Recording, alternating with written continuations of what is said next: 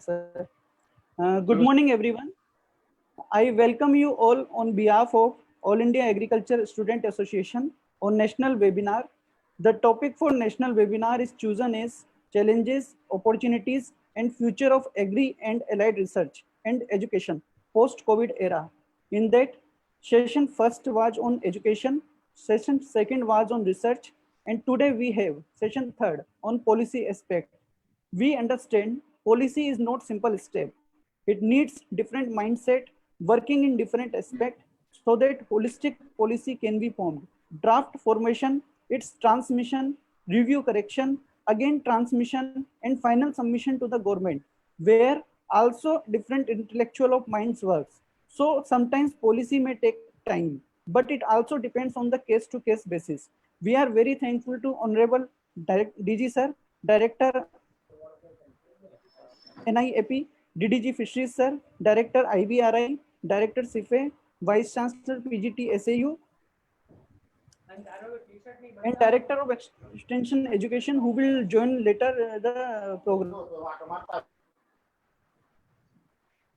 who agreed to accept our current session to deliver their lecture on different aspect and on overall view also. Prior to proceed further, I wish to mention few things about the AIASA. AIASA is registered society and its jurisdiction cover all agriculture students within country. And we also have provision to include agriculture students. Those are studying outside the country, and we work together with the support of professionals as well as farmer for overall welfare of the farming and student community. In previous year, issue of professional status to agriculture, eligibility consideration in different exams like IBPS, Spice Board, Horticulture, Fisheries, that were also taken up by ISA, and we got succeed into this up to some extent. Still, we have several issues of students that need to be looked critically, and accordingly, we are taking up them with the higher authority. Mushrooming of agriculture institution is very high. However, accreditation board is developed, but we request that policy should be in such a way that initial setup of college or university must be only after accreditation, so that future of most of the students should not be ruined. Therefore, Agriculture Council of India as well as State Agriculture Education Council is necessary under DARE. Post-COVID era put several challenges before us, and education system is completely transformed into online system. But we also need to look from student point of view, where no connectivity or poor connection persist, like Jammu and Kashmir, some Naxal affected area of Chhattisgarh, and some remote villages, etc. Unemployment is also one of the biggest problem in coming era. However, industrial academia relation can be improved by keeping consideration of ARS exam in also in near future. Most of the students suggest that can't we keep recruitment of assistant professor and higher post also through ASRB? However, agriculture is state subject, but including agriculture in concurrent list and formation of Agriculture Council of India, will it be possible? Further, consent with the Vice Chancellor or the Board of Vice Chancellor can be created during interview session as per their university. At last, I wish to say, sir, one nation, uniform examination syllabus, uniform eligibility criteria against different posts or degree provided by university need to be there. Most of the time, different commodity board speaks that they are not aware about the agriculture definition in terms of allied sector. So it is requested to Honorable DG sir, if one letter to the UPSC IBPS commodity board can be sent by mentioning agriculture subject and different degrees that is provided by university and deemed university, so that uniform eligibility criteria along with subject specific syllabus can be kept as per their board or as per the exam pattern. So now I request Dr. Praveen Verma, National General Secretary ISA, to introduce about the chairman of the session. Thank you, Ashish sir. Good morning, everyone. Honorable Secretary, Department of Agricultural Research and Education, and Director General ICAR, Dr. Trilochan Mohapatra ji, keynote speaker, Dr. Suresh ji. First of all, I would like to read a brief biodata of Honorable Director General ICAR. Honorable Sir, you are renowned biotechnologist. Praveen, ये Yes, sir. इतने लोग हैं, सब जानते हैं, तो इसको बोलना कोई जरूर नहीं है। हो गया, Okay, बस sir. बता दिया, ज्यादा बताने की जरूरत नहीं, ठीक है? Ji, sir. So let's go ahead. Okay, sir. So now I request to the chairman of the session that he can took further the session. Yeah, so let's listen to Dr. Suresh Pal because he is the keynote speaker. Yes, sir. Yeah, thank you, sir. Before Dr. Suresh Pal, you know Dr. Suresh Pal, everybody knows, famous economist and then agriculture economist, and then he is director of NIAP. But what is, before Dr. Pal starts, Ashish, whatever you have said regarding all that you want and all that, most of it relates to education, rather almost all of it relates to education. And, and you have been writing in different points in time, and then there, some of them are under consideration, some of them cannot be done. So those are things are there. So are they the points of reference for discussion, or my colleagues should present, as, for the topic, so that, they are free to, go into that. Yes, So that is, so I would suggest that let us not confine to what you said, that are your issues, and you have been writing.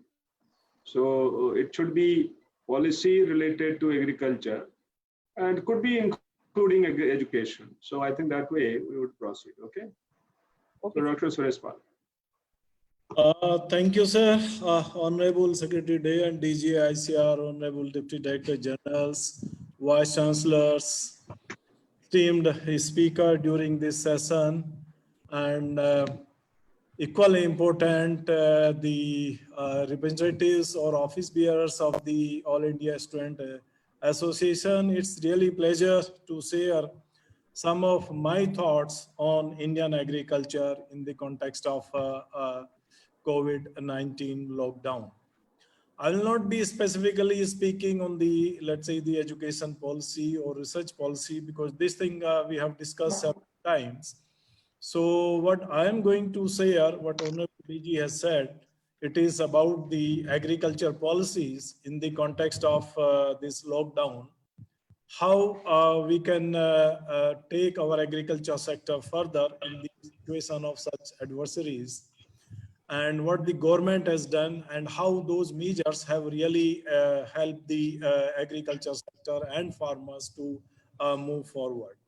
Some of you might have already heard me on this, but again, I would like to bring some more insights, because a lot of things have been done by the government. So I will discuss in the context of, let's say, the post-COVID kind of scenario, how we can take these steps further. I will use a small PowerPoint to make my point.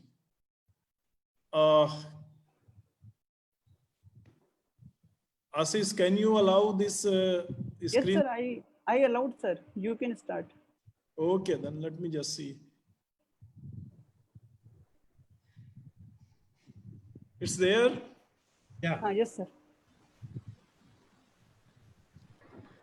So I begin with, let's say, some kind of general overview of the situation.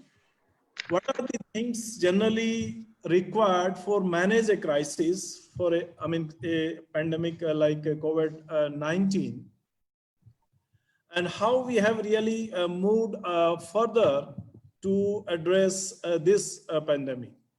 So first thing is to address any crisis, to understand the crisis and manage the primary impact. So in this context, it is basically ensuring health of the people, strengthening the health facilities and controlling the spread of the virus, that is of utmost important, and therefore government has recognized this and they have taken all steps including the lockdown just to address the primary, you can say, the root cause of the crisis. Second important thing which is required is to compensate those people or those segment of the economy who are worse affected. In this case, lockdown, it is the casual workers who are losing employment and income, and therefore it is the responsibility of the government and the society as a whole to protect these vulnerable sections of the society. And that is what exactly government has been doing. Third important thing is take people in this particular cause. And for that, it is necessary that we need to share the information with the people about the problem, about this step which is being taken by the government, and the initiatives like Janta Curfew, resource mobilizations. Those are the steps providing information to the people as well as seeking their support. That is extremely important, because unless we have a support of the people, we cannot address a challenge like this COVID-19. And fourth aspect is, that is again very important. Once we have addressed these first three, fourth is look at the larger impact of this crisis and how that can be negative impact. And then we need to have really some kind of strategy for the revival of the economy. We need to have a strategy for that. We need to have a policy for that. In this context, the government has announced the package of 21 lakhs crore. But let's have briefly look at it, how the lockdown has impacted the Indian agriculture. So during lockdown 1, initially there was impact on the supply chain of agriculture commodities. And in the second phase of the lockdown, that problem was addressed, but still there were problems with the marketing of perishable products, and the prices, they remain really under pressure because of there may not many buyers in the market, so that has affected. But the government has taken proactive steps, and government has restored the old supply chains. Not only supply chain, the government actions, they were also strengthened. And because of that, you can just see the procurement of wheat. It has surpassed what was done during the last year, that is 18-19. So it has already procured 34 million tons of wheat, which is almost, in fact, they have surpassed. So higher than what was the last year. So this is again a major thing which has really helped the agriculture sector and the farmers. Now the government has also planned for the next season. Everybody is involved in that, and marketing of summer fruits, particularly mango and lychee, and there are other fruits which come generally from the hills. So marketing of those, they are also planned. So because of these results, we can just see what are the growth estimates released by the National Statistical Organization yesterday. They have indicated an agriculture growth rate of 4% in 1920, which is significantly higher than the growth which was there in 2018-19. We have again a record production of food grains, significant increase in the, again, a production of fruits and vegetables. So this is really positive step. Initially, people were really fearing how the agriculture sector will do, but we are right from the beginning. We have written on our paper, ICR has also written in several discussions, and then documents they are available, that agriculture sector will be least affected during this lockdown. And this growth rate, actually 4%, is higher what was there the last year. And more importantly, this is equal to the overall economic growth, which is stated. It's a positive development, and agriculture sector has really come out to support the economy, both in terms of providing the essential commodities, income support, and other, let's say, the employment to really poor people.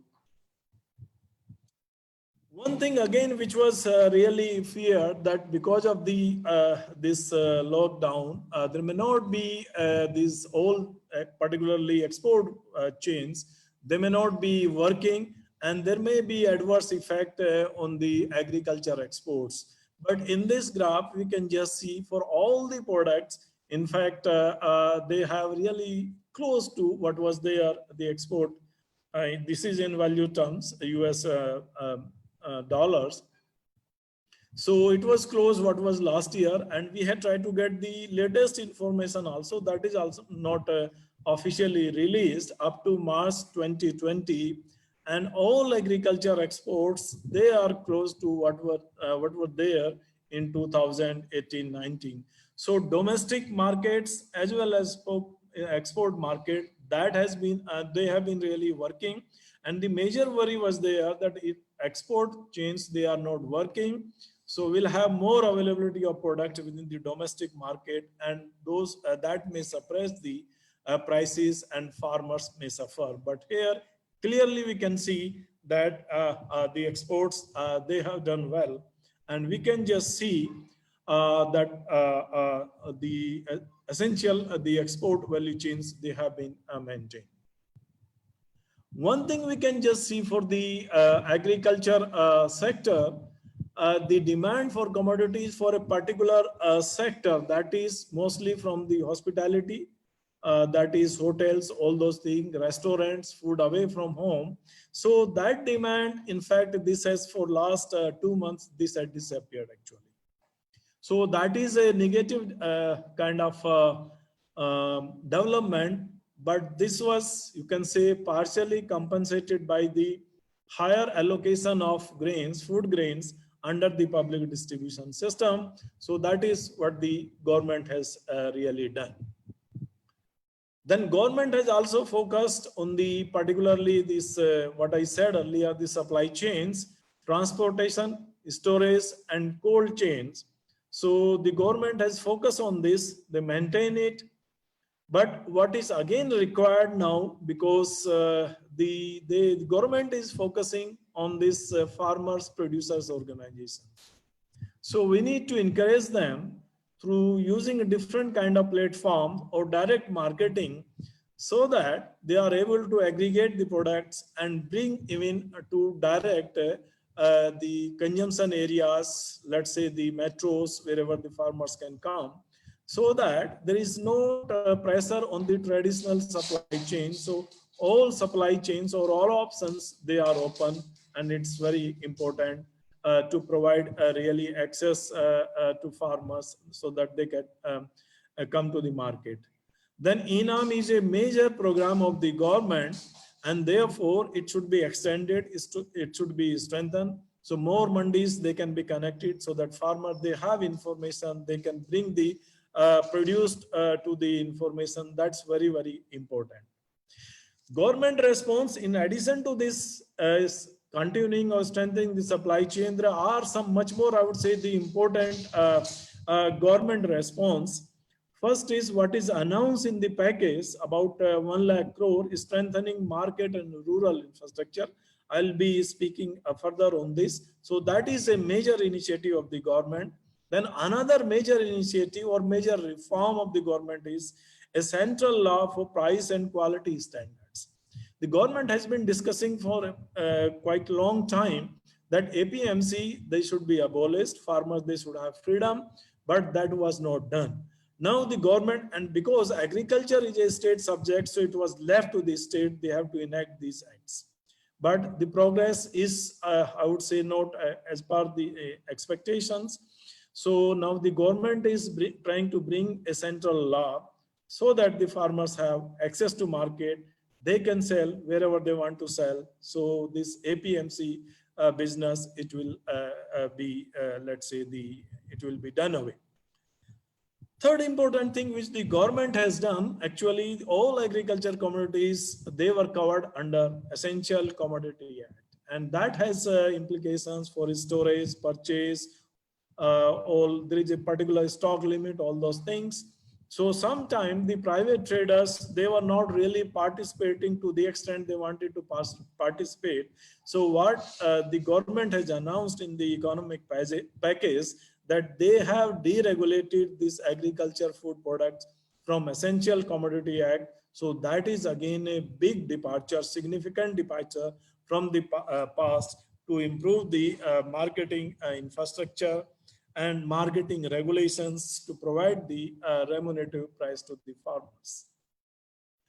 Another major thing of during this lockdown that is true for all the sectors, that these sectors, particularly agriculture, MSME, micro, small, medium enterprises, and other, let's say the industry, service sector, they have less money with them because closing 2 months is really significant loss of income. So what the government has done is taken a number of measures actually to provide more money to them. It is through RBI. They have reduced the repo rate to 4%. They have relaxed other conditions. They have allowed the borrowing limit of the states, and they have provided number of concessions to the MSME and other, let's say, the industries to provide more money to these entrepreneurs so that they can carry out the normal operations. For agriculture sector, we can see it is up to February 2020. But again, in the package, they have announced that NABARD will provide the additional refinancing facility to the order of 30,000 crores for the agriculture sector. That is very, very important. Nowadays, the financial institutions, they have to ensure that agriculture sector, food processing sector, and this MSME, they get the, let's say, due credit. They meet the, let's say, the financial institution, the lending target for these priority sectors. So that will really, again, help them revive their activities. Now coming to the economic package, which the government has announced. So it is 1.5 lakh crore for the agriculture sector. As I said earlier, it is 1 lakh crore of financing facility for post-harvest market infrastructure, cold storage, etc. Say the focus of this government actually, when they shifted from production to income enhancement of the farmers, so it was on the post-harvest reform kind of thing, market infrastructure, price discovery, the distribution of commodities. So those were the basic agro-processing focus of the government to increase the farmers' income. So that thing they have continued. And 1 lakh crore refinancing facility for market infrastructure. That is particularly for primary agriculture cooperative societies. They do a lot of marketing activities also, particularly in Eastern India. Besides financing, farmer producer organization, agri entrepreneurs. So number of these kind of grassroots infrastructure and the institutions which are working for them, refinancing facility is provided by the government. That has been really strengthening. That is a major announcement of the government. Then there is a focus on micro food processing sector, dairy and fishery, additional kind of a grant the government has announced. And these are really income and employment generating activities in the rural areas. That is again a major step for them. In addition, there are other income generating within the agriculture sector like beekeeping, medicinal plant. So those kind of activities, the government is encouraging. They have provided again the additional allocations to promote these sectors so that the farmers, they are able to generate more income. Now this was about the agriculture sector, but I would like to spend some time on because what I mentioned, the segment of the society which are, you can say, the worst affected, and they are casual workers. So here in this table, I have tried to show the proportion of the let's say casual workers in the let's say the economy as a whole. Rural areas, they are 13%. They are in casual labor in non-agriculture sector, what we call the rural non-farm sector. They are working outside the agriculture sector, but they are in the villages, they are in the rural areas. Agriculture labor, they are not that much affected because all operations, they were there. In urban areas, casual laborers, they are 12% of the total. And still, we have a large number regular wage or salary earners around, they are 41% of the total. The broad estimates indicate that the number of people actually in this category, I would call those who are affected, severely affected, they are, let's say, 20 to 13% of the people, maybe close to workers, I would say, 5 crores, 4 to 5 crores. And if we have other workers also, so it is the another maybe 4 or 5 crores, they are, let's say, again, marginally affected in terms of a loss of employment and the income. So therefore, focus has to be on these people, and the government is aware. And the first scheme which the government announced, it was PM Garib Kalyan Yojana. The package was 1.92 lakhs crore. And here providing the additional food grains, it is 5 kg cereals, 1 kg pulse to every person in every month. There was direct benefit transfer for the poor, aged person, poor woman, providing the gas, Ujjwala Yojana, and for farmers, it is PM Kisan. So PM Kisan is separate from 1.92 lakh crores, that is separate 75,000. So number of direct benefit transfer scheme which the government has announced. In addition, the government in the economic package additionally allocated 40,000 crore rupees for Manrega for creation of 300 crore person days. So around 60,000 plus it was already there in the budget, and government has additional provided 40,000 crores. So it is more than 1 lakh crore, which is for the generation of employment in the rural areas, particularly for the wage earners. So this is again a major income and employment generating opportunity which government is depending. Then there is revival of economic activities, selective kind of easing allowing the economic activities. They have long back, I think lockdown 2, they have started construction, irrigation in the rural area, construction they started in lockdown 3. So number of reform, allowing the economic activities in the this special export zone also, they have allowed the number of activities. So this way, government is providing the safety nets, public distribution, employment creation, and allowing some economic activities so that people have employment or find the work. But what will be the impact? Now the people, they have gone back. So what will the impact in the rural areas on the labor market? So can we say we have more people in the rural areas, so wages will be low? Difficult to say because wages, they are rigid downward. But if more labor they are available, farmers may little bit, maybe little, I don't know, complacent in terms of farm mechanization. Actually, that could be one thing, because now they have people available. So naturally, we have to just see. Then manufacturing and service sector, they will face the labor scarcity because people, they have gone back in the villages. So there also focus will be more on the mechanization of operations to deal with the scarcity, as well as because if you have mechanical operations, you can operate with less number of people in this situation like lockdown. So these are the two things we have to see what will happen in the labor market. Now looking at the forward, actually, at different levels, we have to manage the trade-offs. These trade-offs at individual level, market level, economy level, we have to manage this, and how we manage this, that will actually determine the success of the initiative. And then we need to have some kind of some strategy which can really help us in terms of generating income, employment, and have a kind of the objective which the government is emphasizing, that is self-reliance or Atmanirbhar Bharat, what is called in Hindi. So first trade-off has to be managed at the worker level or individual level in the rural areas, because their trade-off is higher income in the urban areas and low wages or low income in the rural areas. So whether they prefer a secure livelihood, social system over the expected higher income in the urban areas.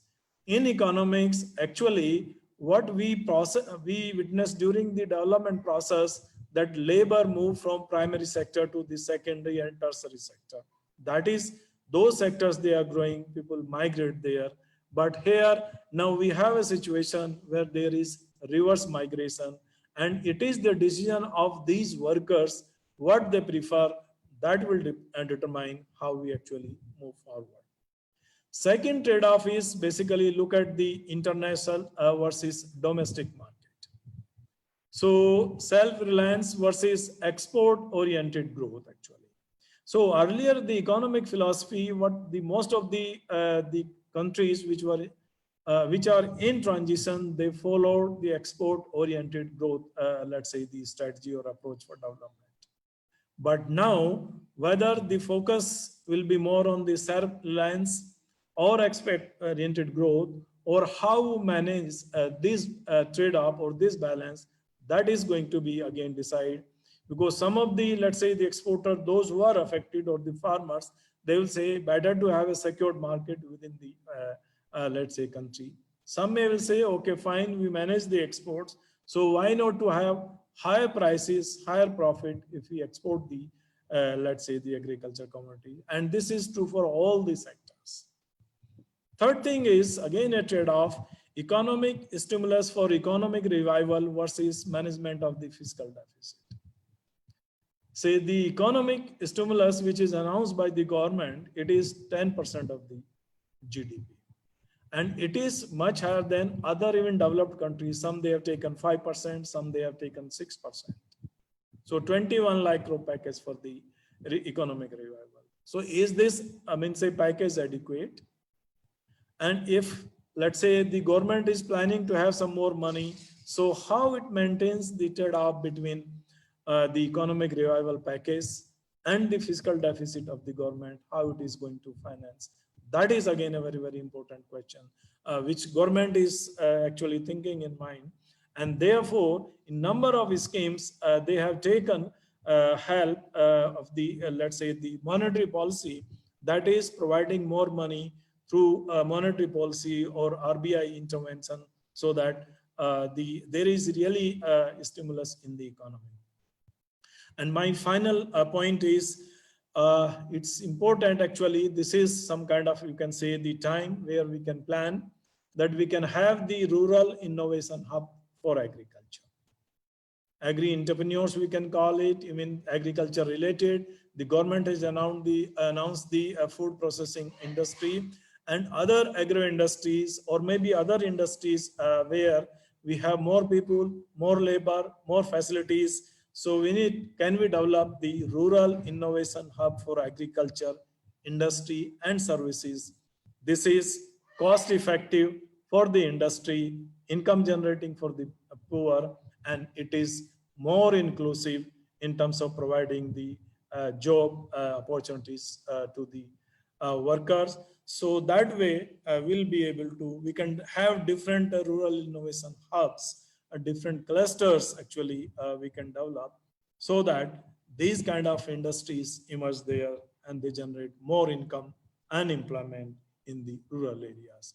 So this is what I just wanted to share with the, let's say, with the students here and the other, I mean, say, senior people who are associated with this activity. And again, once again, I thank the Student Association for giving me this opportunity to share some of my thoughts on agriculture policy.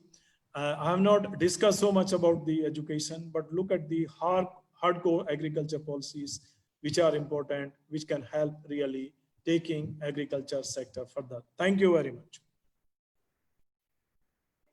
Thank you, Dr. Suresh, for giving a picture of various economic aspects of lockdown, whether the economic package of about 21 lakh crore would be sufficient, and if it is sufficient, and how it balances with fiscal deficit. That is a question that you have raised. And also, you have talked about various aspects, particularly strengthening the hands of the migrant laborers, reverse migration that has happened. That's a very major issue, and various things which are being talked about.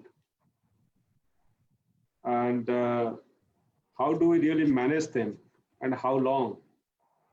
Because the manufacturing sector cannot be run without these laborers, workers.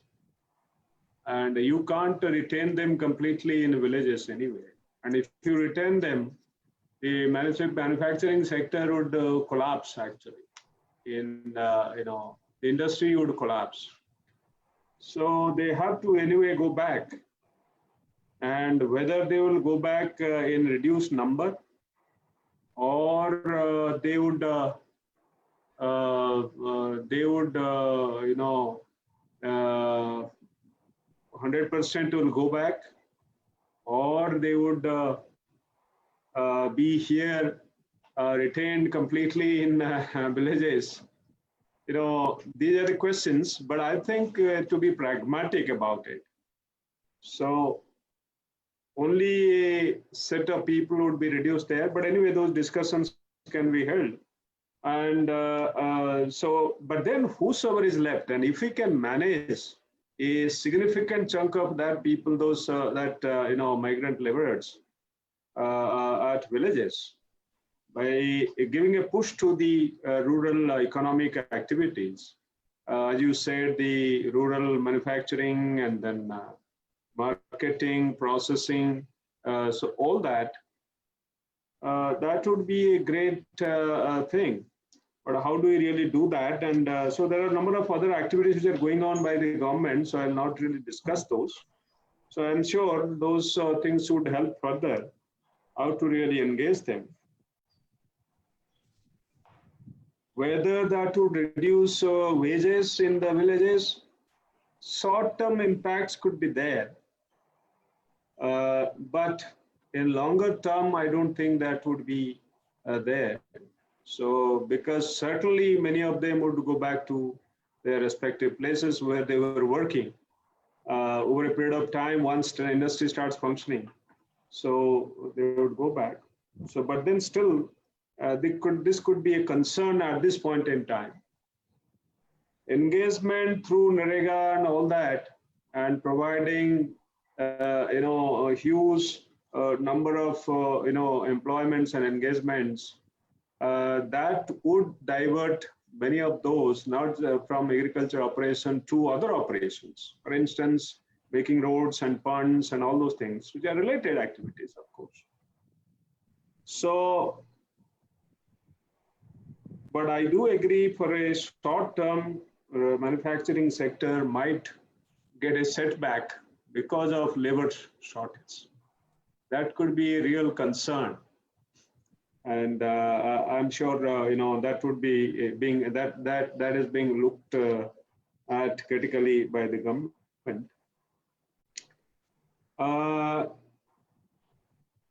And many other points you have mentioned. So I think I don't know whether it is open for discussion, or instead of discussion now, we can go ahead with the panelists and then get their views, and then finally open for discussion. Okay, sir. Okay, that would be fine. Yes, sir. Okay, so let's move ahead to the next. I would request the panelists to be brief and specific, so that we don't miss out any point. But at the same time, we have on some of the important aspects that we, today we are supposed to discuss. Thank you. Thank you, sir. Yeah. Now I would like to request Dr. J.K. Jena, Honorable DDG Fisheries, ICR.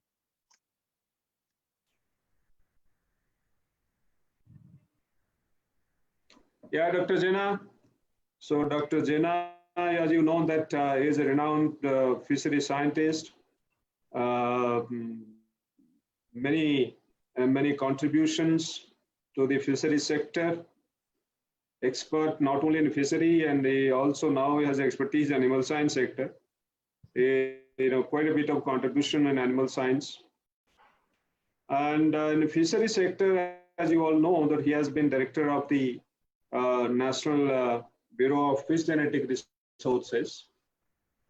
And before that, he worked for several years, more than 2 decades, at the Central Central Institute of Fisheries Aquaculture, that is CIFA, Bhubaneswar. And now, almost close to 5 years, he is there at the headquarters as Deputy Director General, contributing in various ways in terms of designing the scientific programs, coordinating the activities, and also contributing to the policy, related to Blue Revolution. So, Dr. Jena, floor is yours. Thank you, sir. Thank you so much, sir. Thank you very much, sir, for introducing, but it was not necessary, definitely. Most respected Secretary there and DG ICR, Dr. Trilochan Mohapatra ji, Chief Speaker of the day, Dr. Suresh Pal ji, and we have panelists, Dr. R.K. Singh ji, Dr. Gopal Krishnan, Dr. Praveen Rao, and Dr. Saha. And I find also several of our mentors and friends, Dr. Dilip Kumar, Dr. Sahu, and all others, all the members from the AIASA, including Dr. Ashish, and Dr. Pal was repeatedly calling me, and all others, those who are there in the audience. Good morning, everyone, and thank you very much for the opportunity. I was just looking at yesterday when the invitation came to speak, the topic, challenges, opportunities, and future of agricultural and allied research and education. Then I thought, that means everything is included in this. When we say that challenges, opportunities, we must know what is the status of the sector at present. Then, and when we talk of post-COVID era, then we need to understand what went wrong, or how these sectors got impacted because of the lockdown, during COVID lockdown. It is not because of the COVID, but it is because of the COVID lockdown, mostly. Of course, there has been some instances because of COVID, people did not try to take fish or any animal product and all. There was initial, there was some hesitation. Otherwise, it was mostly because of the lockdown impact. Then what would be the short-term and long-term strategies if you talk of to revive, not only reviving, but also keeping the pace of the growth what was there over the years. Then what would be the policy interventions necessary? Do we need to have any policy changes, or we need to tinker only little whatever policies are there, or we need to have a change in strategies? What I find is a lockdown of 2 months need not lead to a drastic change in policy in several fronts. Maybe some here and there, some policy changes may be necessary. But overall, if you take all these subsectors and all these small activities of the subsector, you don't need policy changes, but definitely you need to change your strategies in several of the areas. For example, introducing itself, Dr. Ashish was talking about the education, about the he talked of online classes and all. At the context, definitely there has been several learning experience for us. Not that these online platforms were not there. I'm sure in the past session, education session, all those must have been discussed. Over these years, all these commercial companies and all, they have been using the online platforms. But probably we did not think that such things are necessary for us. But this lockdown had forced us definitely to use such platforms effectively. And there has been some concerns. Concern was whether every student has got even the laptop or PC with them or even tablets with them. Then concern was there that whether connectivity is good everywhere, or how do you do the practical classes. All those concerns are there. Not that we don't say that concerns are there, but we have learned a lot also. Even whatever the facility, whatever the resources we have, how best we can utilize those resources effectively. I do remember even childhood also we know our parents, our father and all those in those villagers, they used to go to 20 kilometers, 30 kilometers by cycle to attend the class. Even I do understand even today in a whole country, you want to have even place where there is no connectivity. Maybe here, maybe 1%, 2%, some local areas, there may not be connectivity for some time. But if you go to a market area, a place where something is, some commercial activity is going on, there will be connectivity. And not necessary, it has to be live all the time we do use, but it can be recorded, it can be used also after some time. So there are possibility. I don't say that there is no problem of connectivity problem, but that need not be an issue for not taking the online programs and all. I do remember about 6 years back, I was there in US for some time. That particular week there was that super cyclone, and about 15 days there was no power in New York City. So what most of the people, what did they used to do? They used to go to 5 kilometer, 10 kilometer distance where there is McDonald's shop or other shops where they had a power connectivity. They used to sit down for a whole day in the McDonald's shop just to do their work. So there is possibility, even there is no connectivity in one place, that this platform can be used. So we need to tinker our strategy definitely to some extent. But this has also helped us to learn lessons. For example, there is no PC and all. Definitely, for example, you have contingency in, probably if we allow the students to use those contingency for purchase of their maybe tablets and all, maybe partial, may not be full, this will 5,000, 7,000 or 10,000 contingency money may not be sufficient, but that can be, we can allow or not, that can be thought of. Probably this can be, we can request our DG to look into that, whether that can be considered as a utility item or not. It is necessary at some point of time, it will be necessary for everyone. If not a PC or desktop or laptop, but also a tablet will do probably many times. We know that over this, during this time, we had several advantages. What we learned is how to connect each other, forming the WhatsApp group, sharing our expertise. Even for example, all of you must be knowing, I try to connect all these 25 fisheries colleges, and Dr. Sahu helped also. We have been providing continuously as a manpower source for taking online classes. We means all the ICR institutes expertise has been used continuously for taking classes. That helped us to connect more over this day definitely. Coming to the theme of this present session on policy, I am bit, what I understand is Dr. Suresh also talked about the policy aspects of the totally government or the total sector. When you talk of policy and research and education, not much policy changes probably necessary, and it is policy changes are necessary. Whatever is necessary, that will be necessary. Because of the COVID, there will not be any policy changes necessary. Those policy changes which are necessary, that will remain, and that will be definitely taken care of. But coming to the sector, definitely what we understand, maybe another 5 minutes I will complete, sir. Coming to the sector, for example, we have also learned several things. For example, when you talk of fisheries, we know that there are two different trade goes on. Seed goes from West Bengal to largely to most of this part of the country, and fish comes from the Andhra Pradesh to everywhere. There are two different scenarios. So these two sector got impacted to a great deal.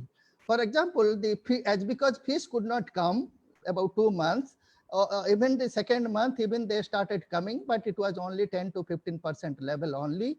That means during that time, because of the whatever the market chain, those who are involved in the market chain, starting from the ice factories to transporters to farmers, everybody got affected. But most problem is not that because of the 2 months, during that 2 months. What is problem is the after the 2 months, after the lockdown was over, even now, because that period 2 to 3 months, we did not harvest all the fish. That means 80% of the fish which was supposed to be harvested and marketed, that remained in the pond now. So these people had to feed for these 2-3 months. And now the fish which was supposed to be sold during maybe June, July, August, plus those fish which was supposed to be sold in the last 3 months, all are there in the pond. So there will be forced selling during the next 3-4 months. Forced selling means there will be surplus in the market. That means price reduction, as Dr. Suresh told, because it is a perishable commodity. So there will be price reduction, definitely. So even now on itself, we have started getting a message that the selling price of the fish is more than the price of the investment. Already this news has started coming. But again, people say, okay, fish, if fish is a commodity, you can keep at any, you can keep for another 3-4 months also. Why should you sell for the post harvest? You cannot keep because this is a summer month. So water change continuously, keeping water is so difficult. So we have to harvest. That is one aspect of thing. Then the strategy, people say, can we have a storage facility for long? But how much storage you can create? It is not that rice or wheat at 1.5 lakh crore Dr. Suresh Pal talked of. Keeping such huge quantity of for storage will be difficult. But this has taught us one lesson, at least, if not for the inland areas, but definitely nearer harbors, nearer to the landing centers. Probably there is a necessity to have some short-term storage facility, at least to keep some high-value species for a duration of, if not 1 month or 2 months, but at least a week or 15 days. That is necessary. If you see, during just after lockdown declared, those trawlers or the bigger vessels which had gone to sea, they returned back after 10 days only. So during this 10 days of lockdown, when they returned to the coast, they found there is no ice, there is nobody is there to handle the fish. So they did not have any other option but to whether they to dry, to throw, that is what they did. So we did not have any short term, that measure was not there. So a policy directive should be there, at least for the major landing center. Few storage facilities would be of great value. Then coming to the major sector which more impacted is the seed sector. For example, as you know, the about 60% of the seed requirement of the country is met by the West Bengal alone. And during this 3 months, March, April, and May, 60% of their seed production happens only during this period. So which was totally stopped. That means those people who are doing hatchery operation, they were definitely under loss. But that is not the loss we should create. That loss is only small loss, maybe only 20 crore, 25 crores loss.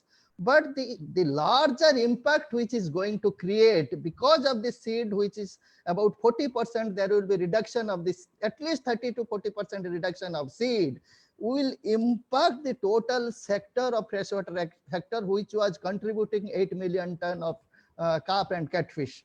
If there is a 30% shortage of seed, that means it is direct relation, about 30% shortage in the after 6 months, 8 months, you will realize in the production of fish. So what we are trying to again see that whatever the hatcheries which were supposed to breed during the coming months, how to activate that, and all some policy directives also we are trying to do. And some of the seed which are getting imported from the other part of the country, maybe Bangladesh and all, people say 100% comes. That is, this also gave us all the time we have been giving the weaker, total seed comes from the other side. But during this lockdown period, we could know that about 100 hatcheries still produce the Pangaea seed.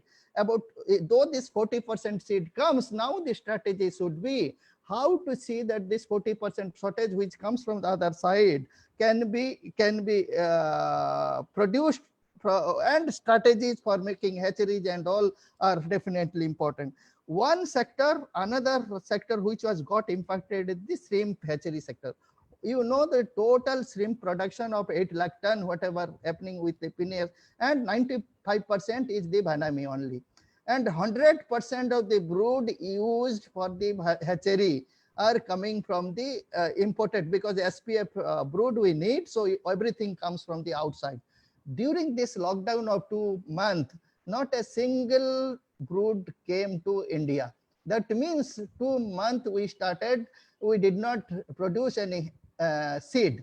That is not the thing. Problem is, because we did not bring the seed, brood stock, seed was not produced from the SPF seed. So some of the hatchery will start doing some mischief. They will take this brood from the pond itself, start breeding and supply the seed for the grow-out farming. That means that will have future, that may impact in future both productivity and disease incidence. So there are some issues. So we have learned something, that what would be our strategies as alternative species, or do we have some other strategies to have SPF stocks with us? For example, we have been talking of diversification, alternate species. Probably that is, as long as we give freedom to farmer, probably this will not happen. If tomorrow government if we want to have a diversification, if government feels, okay, that we need to bring the second species, we need to bring third species, so a policy directives can be formulated that if somebody has 10 hectare of water area, he should use at least 2 hectare alternative species. That would be compulsory. Then only once people start doing that, then gradually people will see, because any change is difficult. Whatever change, even any good thing also, changing from something is difficult. So probably we should be speaking to the policy makers and the government also. We have already spoken about a few of the strategies that government probably is not necessary of doing everything. 2 aspects, that is what I spoke to some of the government machineries, that 2 areas if we take care, one is seed chain, second is the market. This time we could learn that, okay, we have been depending on 100% on export market. Does it mean that we do not have domestic market? If we are able to purchase a fish 600 rupees, 800 rupees kg, and our export of shrimp is only 400 rupees or 450 rupees, does it mean that our domestic consumer have a capacity to eat the shrimp? Probably we need to create a market. If sabji or phal or milk is available at 24/7, but fish is sold at somewhere at morning 6 to 8, other place evening 6 to 8, somewhere every market to market so different. So probably government policy, this is the market chain should be one important areas which we should think that we need to create a domestic chain availability throughout the day. All this and hygienic market, these are the few things we have been thinking how to do it. Then some of the strategies on the seed aspect also I was speaking. One is quantity, second is quality aspect. This is not because of the only COVID, but also this is a strategy we need to take. When you talk of, for example, carp, we have been talking of several of the improved variety, whether it is rohu, katla, freshwater prawn, and so forth. We have got only 10, 15 multiplier units. How to expand this multiplier unit so that we ensure the quality seed for everyone. If not quality seed, at least quality seed for all these 3,000 hatcheries, for their broodstock development. That should be our first strategies. Providing quality seed as a broodstock material for all the 3,000 hatcheries.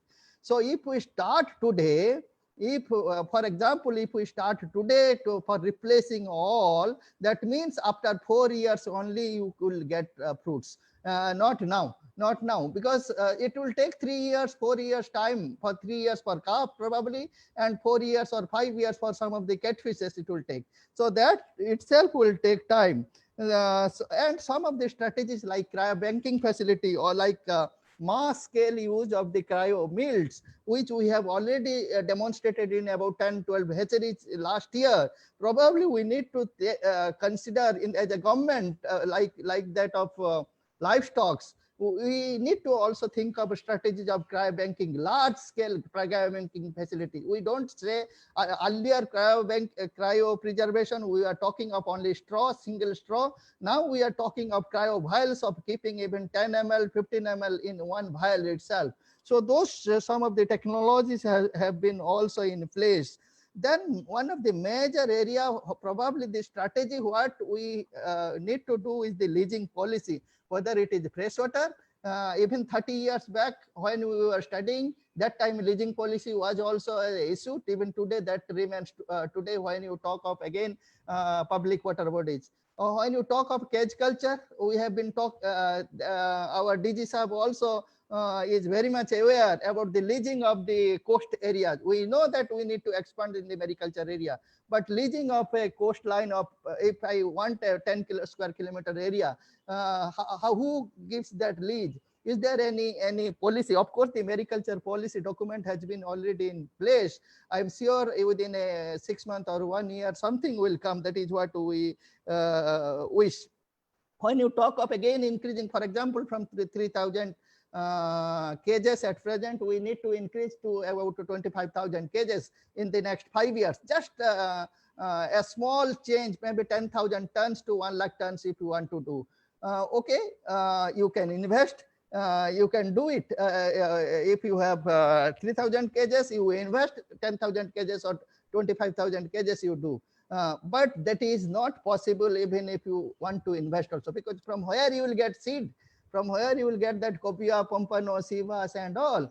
For that, if you want to have that much of seed, that means, for example, to get about 1 lakh ton of fish of copia or pompano from the cage culture, you need to have about 70 to 80 million of seed. That means 70 to 80 million seed. If you mega hatchery you do, at least 10 mega hatchery of 10 million capacity you need. That means if you want to invest today, after 5 years only you will be able to produce seed.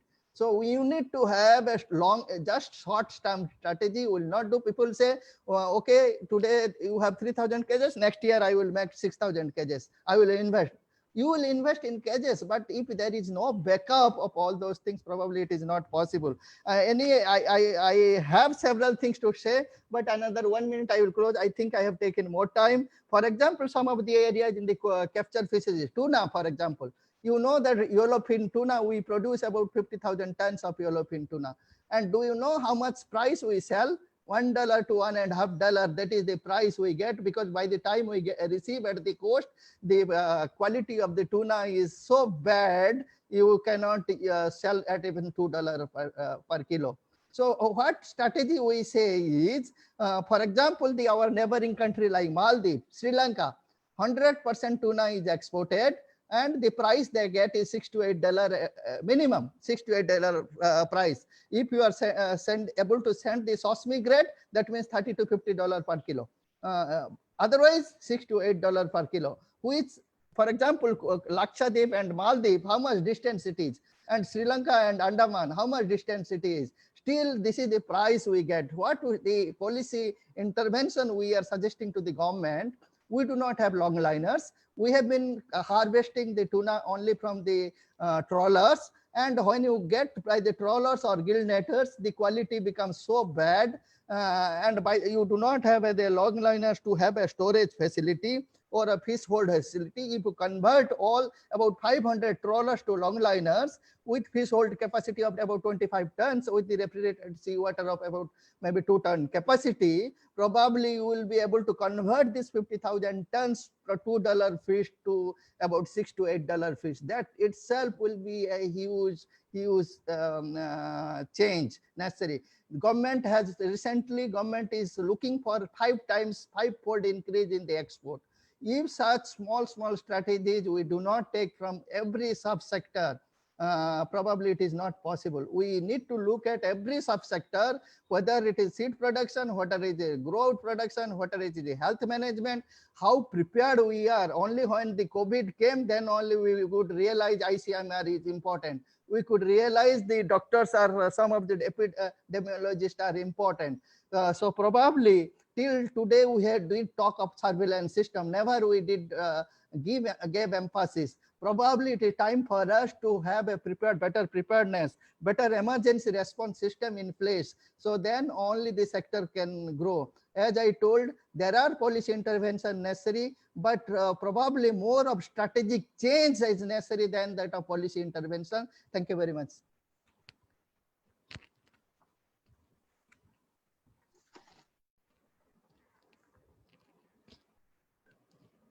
Hello.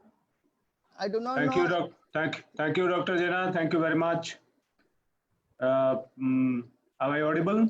Yes, sir. Yes, sir. Yes, sir. Thank you very much for giving an overview of the fishery sector and particularly how it is impacted and also what policy interventions should be required. So thank you. Instead of elaborating, let's go to the next one, Dr. R.K. Singh. Sir, thank you, sir. Yeah, let's be brief. I'll try. It's already 11:42, so I we should don't finish time, I think, sir. No, that's okay. But I think we should finish by 1. Yeah. Finish by 1 Can I at the request most. host to permit me for sharing? Huh?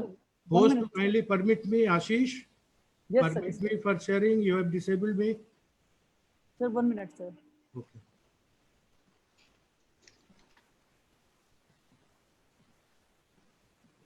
Yes, sir. Now you can share.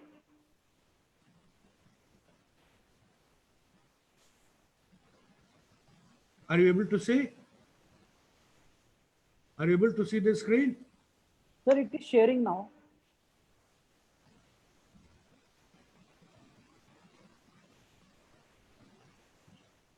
It is showing your screen sharing is fast.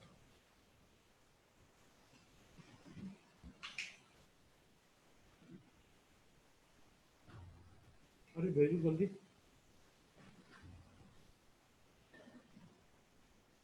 Just a moment.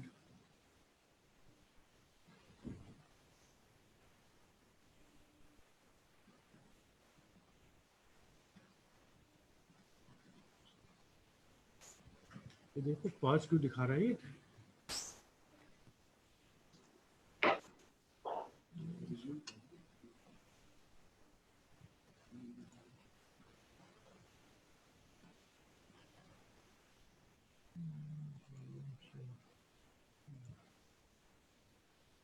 No.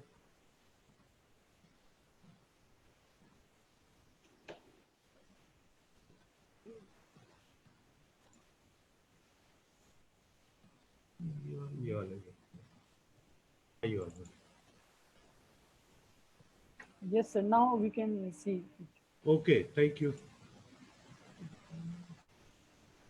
So, respected DG sir, Honorable DDG Dr. Jena, Dr. Dilip Kumar, Dr. Gopal, Krishnan, my colleague, and dear students, at the outset, I thank the AIASA and the organizers for giving me this opportunity. So, colleagues, I was advised that I should speak to the students about how they are going to utilize their time while they are staying at home. So now, colleagues, we know that we are in the midst of coronavirus. And now, one thing I would like to make very clear here, because yesterday there had been a lot of discussion that many of the time we are not aware what is coronavirus and COVID-19. How do we use them misnommerly? So now, what happens once we are infected with the coronavirus, it doesn't mean that we are suffering from COVID. Because until and unless we are really diseased, then only COVID-19 word has to be used. Maybe we are infected, but we are still not diseased.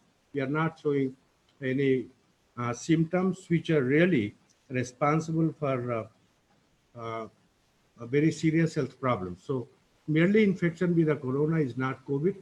Secondly, now colleagues, we know that things have been changing at a very faster pace. And then we here need to adapt, and also what has been happening where we need to go for adapt. So we need to differentiate between adapting and adopting. So these strategies could be at a different level because policy change, Dr. Suresh Pal has talked and Dr. Jena has also mentioned that here we need to concentrate more on strategies in managing the things. So here these strategies, they have to be short, mid and long term, and then they have to be implemented at by individual level, at community level, regional, national and global level. So various programs and policies now government has already launched, and these programs and policies that they are also being devised by the people at individual level, say for farmers, by farmers, shop owners and students, and at organizational level by companies, universities and national agricultural research and uh, uh, extension system, extension education system, and then at national and federal level, lot of changes have been made, lot of policies are done, which Dr. Suresh Pal has already speak. Colleagues, now we are facing the pandemic crisis. We are also facing the locust crisis, and also we are facing the China crisis. So here resource allocation has to be a great challenge for the country, but then one health approach has to be taken in longer term. And government has already given a lot of emphasis on infrastructure in all the sectors, including agriculture, education, including rural and urban areas. And everything is moving towards self-reliance, and that is the, I think, buzzword. So now, while you are staying at home, what you can do for helping the society, for helping your colleagues, your families, like first thing is awareness about coronavirus and COVID disease. Now we know what is coronavirus, when we need to use coronavirus and when to use COVID-19. So we need to make people aware about the disease, what precautions and care one should take, what is meaning of self-quarantine or physical or social distancing. And one thing which is now becoming very major problem is about migrants. Now these migrants, they are coming to the villages, they are coming to the cities. So here importance of quarantine has to be emphasized to them. And at the same time, we need to assist them, which I'll talk later, that how we can help the migrants, that we have to engage. We are working in various sectors, agriculture, fisheries, every sector. So we need to engage at some level with the migrants, tell them about the government schemes, engage them, engaging in Manrega activities. As Dr. Suresh Pal said, a lot of mandates have been created. Then motivating them to keep some dairy animals, poultry, piggery, fishery, etc. Then small landowners, they can go for vegetable cultivation and keeping honeybee boxes near home. So these are the some activities, not exclusive, that we need to tell them that these are the areas where you can go ahead. Now we are living in unprecedented time in our living memory after 1980. None of us were prepared because it has about a century has passed. And what we are seeing now, the kind of quarantine facilities, isolation facilities, they are being created at massive scale. That was the similar situation way back in 1918, and the second wave when it went up came after 3 years. So this is a great learning time, and it is going to help us for preparedness for future. And now here we have to be ready to take the challenges, and we have to manage the situation in which we are. So being student, what you have to concentrate on your self-studies at home, as if you are in your university, don't think you are at home. So use e-resources available, plenty of e-resources that have been already created over a period of years in education division with the help of the universities. And a lot of e-resources, they are already available. Say e-courses, they are available. There are many e-resources available on the university website. We have resources like SERA. So there are many resources available. Organize your studies for online. Now our faculty has also geared up. Many online courses are being taken up. people who are now, who have completed their work are still, they need some time to complete.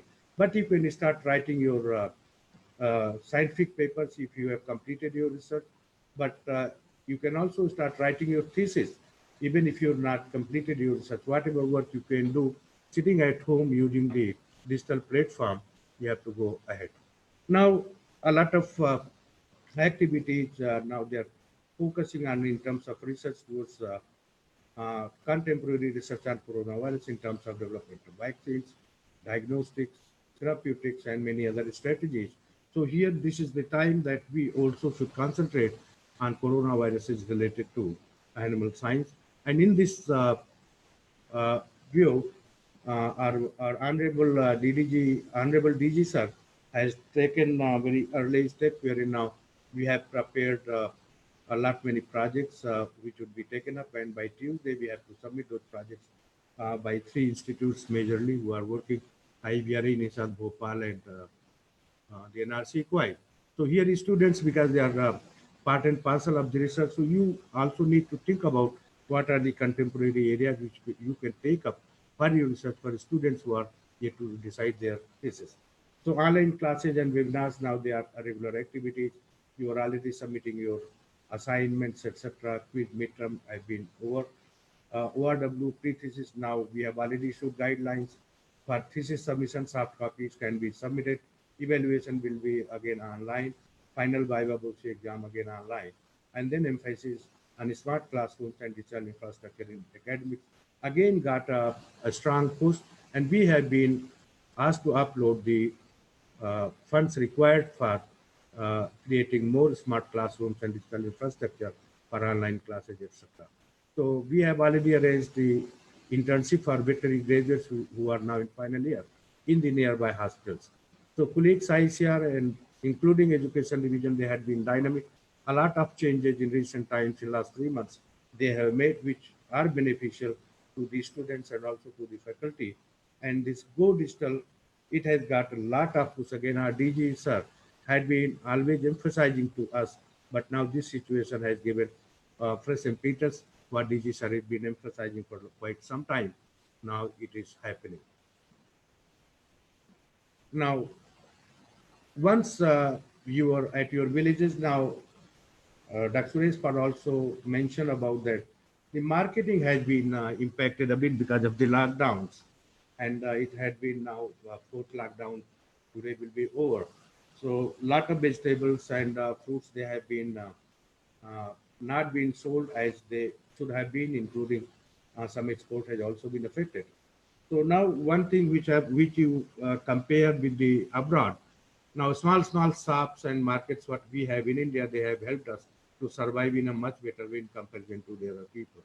But then we need to now go ahead and promote farming practices, including agri value chains in all the sectors of agriculture, animal science, and fisheries. And we need to helping farmers by telling them about policies and programs of the government, of the central state level or central level. Lot many changes due to COVID scenario have already been made. And it says that Dr. Suresh Pal mentioned that lot many changes have been made to facilitate the marketing. Similarly, it is time for paddy sowing. So we need to tell farmers about they have to go for timely sowing of paddy.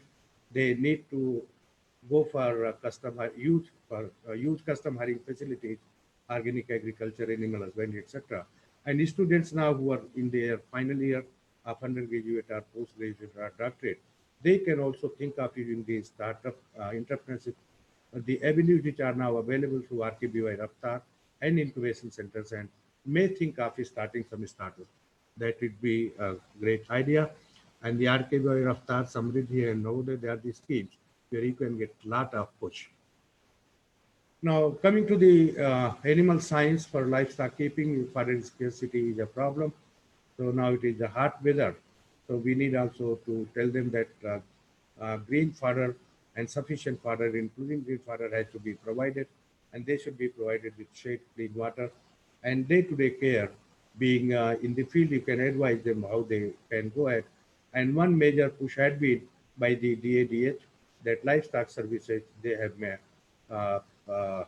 they have already sent circulars that they are essential services and they should not be hindered. However, the vaccinations of the animals, they have been adversely affected.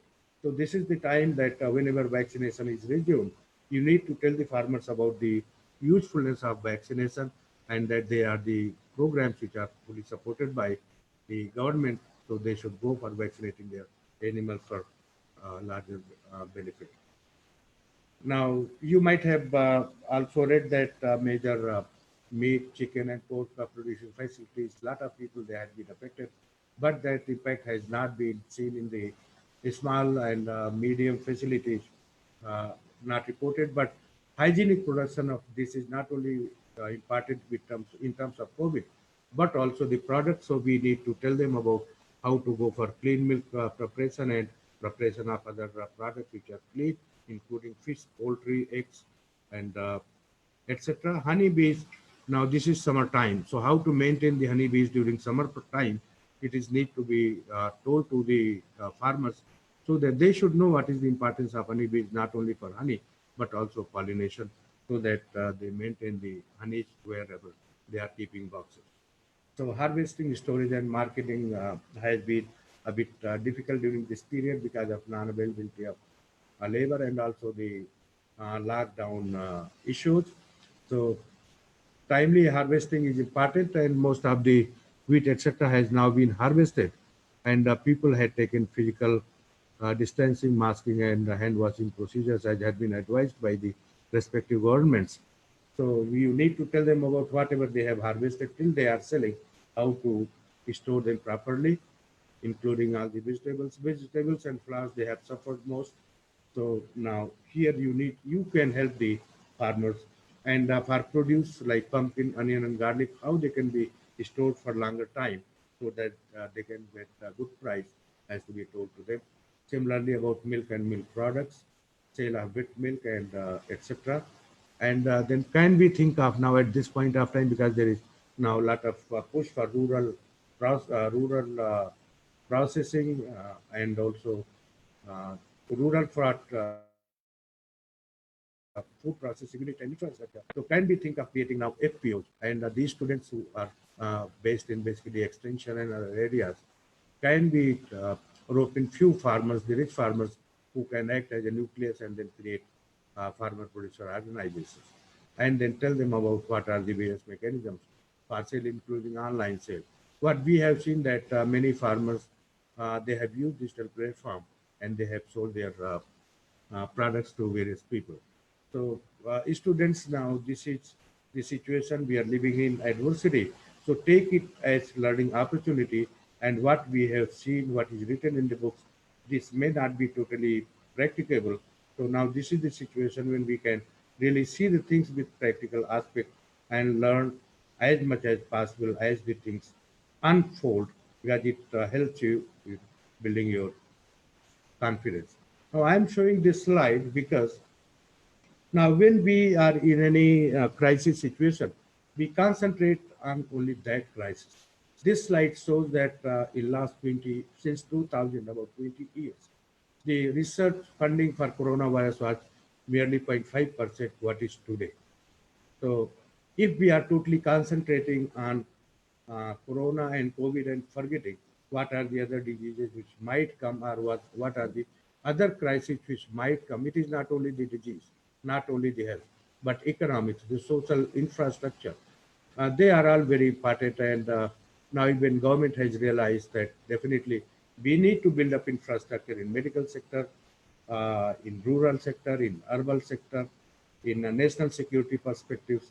So now allocation of resource is priority, and this is really a challenge. But I think government had taken a lot of care in allocating resources to all the areas, including the immediate welfare of the society and also keeping the national security in perspective and long-term infrastructure which has to be developed. And I'm very happy to share with you that the state governments now, they have realized that our infrastructure has really been very inadequate. And if you talk about UP, now there already has been rural migrant commission set up, and then they map the skill of the rural migrants who have reached here, and now MOU with 3 big groups. They have been signed, and about more than 12 lakhs of people, they have been already demanded by them. So this is the proactive approach which various governments are taking care. And I think this is, again, I repeat that it is a great learning experience. And then we need to take this opportunity to learn much more as possible. So while you are working on those lines, please do stay at home as advised. And I repeat and I request you to kindly do not come to the university until you are advised by the university, because there are some protocols to be followed. Our guest house facilities are not available for you to be quarantined. So you will be put in a normal quarantine where it is going to be very, very difficult for you to survive. So until and unless you get a nod from the university, please be at home, stay safe. All the best. Good luck to you. Thank you so much. Thank you, sir. Thank you so much. You have explained in very detail that how and what we can do while at home, how we can aware the people around us and engage with migrants. You have also thrown light on the student for students, that how they can self study at home, or how they can access e-resources or online studies. And you have also thrown light on animal science or livestock keeping, that how we can tackle this fodder scarcity, or how we can care the animals in summers. And you have also talked about vaccination and hygienic production. So as you have told that this COVID era, we should take it as a learning opportunity. So thank you, sir. Thank you so much for your views.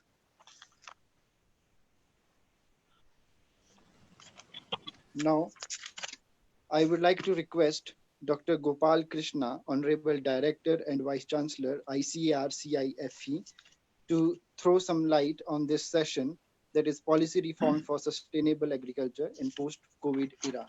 Honorable sir. Okay, thank you very much. Am I audible to all? Yes, sir. Yes, sir. Yeah. Honorable Director General, ICAR, Dr. Trilochan Mohapatra ji, Dr. J.K. Jena, DDG Fisheries, Dr. R.K. Singh, Director IVRI, Dr. Dilip Kumar, my mentor, Dr. Pal, my colleagues, friends and students. First of all, I would like to compliment AIASA for organizing such a beautiful seminar and a platform where we all can air our views and tell that what is required and how it is required. As far as the sector is concerned, if I talk about the fisheries, a lot of inputs and background has been given by Dr. Jena. So I think I need not to repeat all those things. Dr. R.K. Singh has already told about the educational activities which are being taken up and what are required to be taken up in this era. But I have few points to mention. COVID is an opportunity. We have to use it in a much better manner. Second thing is that if we talk about the skill development of the people, if we talk about the entrepreneurship skill of the people, then that has to be taken care of in such a manner that people can utilize this opportunity to encash it when the calamity is over.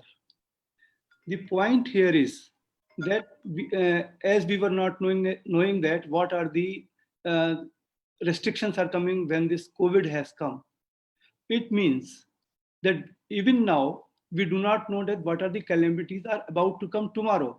So we have to be, we means the students and the fraternity has to be the skilled, competent, problem solving and analyzing, so that they should use their skills to solve the problems which we do not know what are they are about to come. Unless we are skilled, unless we are competent, and unless you are confident, perhaps things will not happen much. The other major point here is that we are using this time for online learning. Very nice, because we as a faculty also have to be trained, because we were not trained for such type of activities. The problem here is that we are trying to develop ourselves to become a trainer online and then giving it to the people. Here, there are many universities in the world offering online courses, offering MOOC courses, but those courses are value-added courses. They might not help you in the core discipline area. So unless you are competent in core area, you will not able to apply those knowledge for those. So this is a very important aspect. The third point here is that those who are affected right now, those professionals, they were about to complete their degrees, whether they're master's or doctoral program. They don't have any output right now. The parent institutions are also will not be able to support them for long. They will say that your degree is over because you have completed your research work. Come, submit and go. Then where they will go? As Dr. Jena was telling about the losses which will be estimated after 6 months from now, because we don't have the seed right now. Similarly, those students who are passing it now, right now we are seeing that their degree should be complete, and then they should be awarded. But then we have to look into that where these boys and girls will go. So that is again a very major human resource crisis. The fourth point which I would like to mention here is that those migrant labor who are going back to their native places, we focus on skill development. Now, when they are at their own places, we further make them skilled and put them together as a farmers producers organization. And then they can contribute from the place where they are there. They need not to come back to the same industry or factory where they were working. So this is from the labor point of view, that how best they can get the advantage even sitting at home. Even if it is 10% less, perhaps they can do it better because they are at their own place. The other important aspect is that how we are going to mechanize, how we are going to bring all those technologies, and how we can bring it to the field conditions. Our students and scholars are competent and confident, but they need the place to work. So when they are going to the fields, they have to apply all those knowledges which they have acquired from different places, whether it is online, whether it is skilling, whether it is in the laboratories, whether they have done it through learning from their seniors. So that environment is missing. Sitting at home, they can learn theoretical things, but when they have to apply in the practical way, it has got number of implications that has to be done. We are also trying to give everything to the students, right from the assignment to examinations to courses and everything. But still we feel that there are some deficiency which this COVID has brought in. Per se, it might not have affected much, but the lockdown, which was the result of this infection, has created a number of problems that we might not be visible right now, but perhaps they will come tomorrow. So we have to be equipped. As Dr. Jena also said, that there may be some tinkering in the policies. Maybe that can be done at the DDG level, or maybe at Director General ICR advises us, we are going to do all those things. But our focus has to be on the future programs and the activities which we will take up, so that we make our students more competent. Then whatever the calamity comes tomorrow, we will be able to do that. We have seen in the past that cyclones are coming, and there are much more devastating earthquakes are coming. So there also, not only the agricultural farmers, there are a number of industries that are also affected. So we have to see that how best we can contribute and complement them. Government has given a lot of impetus as far as the economy is concerned. Dr. Pal has already told in that. So we have to see that the source of production of seed, source of production of the fish, source of production of the shrimp has to be distributed, so that the major loss of major loss due to transportation is not there. We have to look the local market, we have to look the domestic market, we have to have the policy of ENAM, we have to see that interstate movement of the things are not affected by the tax regime. So there are a number of things which we can think. So to me, this era is not that difficult, but the time which is coming in front of us as far as the manpower's orientation is concerned is very much important. Sitting at home, there are a lot of problems with the students, with the faculty. There are a number of things which we have to do being in the state.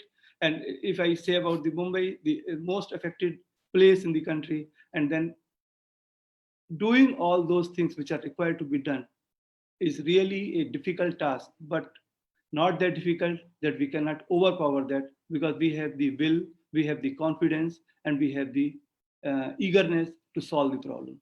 Thank you very much. Thank you very much for the platform. Thank you, sir. Thank you very much for your kind words.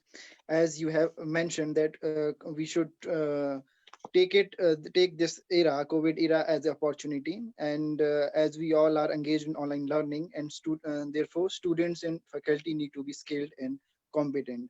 And you have also thrown light on the fishery sector, that we need to the policy need to be formed for marketing or production of seeds, etc. Thank you, sir. Thank you so much. Thank you very much. Thank you, sir.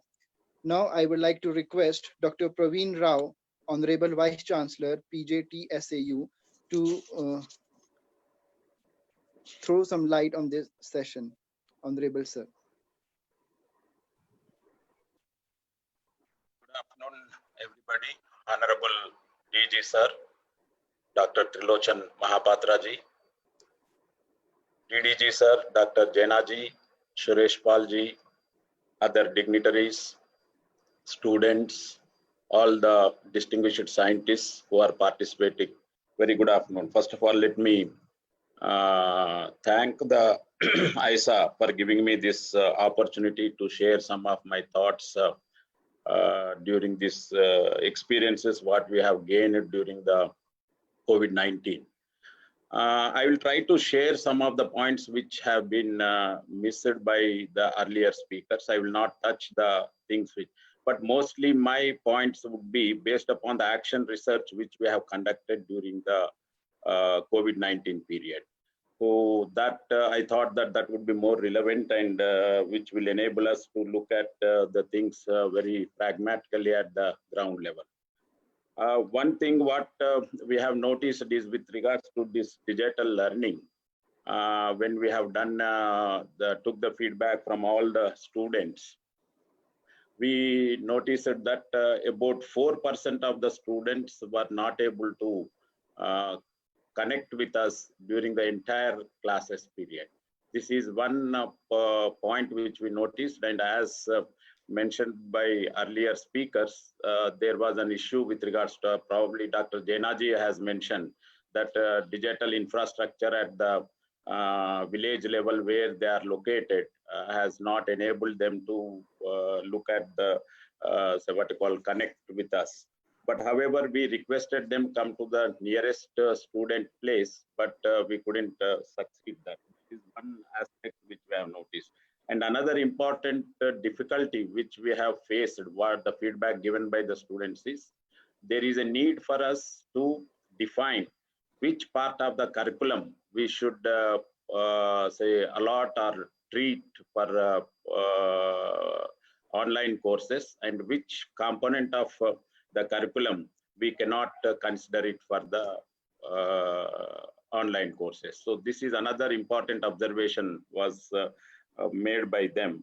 And another important aspect is when we also interviewed some of the parents and some of them with regards to this online courses which were imparted to the students, they said that since it is an applied course, which we, and a professional course which we have now designated it, and one of our recent experiences as a member in the committee to going to IGNOU, wherein who have proposed that to start agricultural course on a MOOC say what you call format.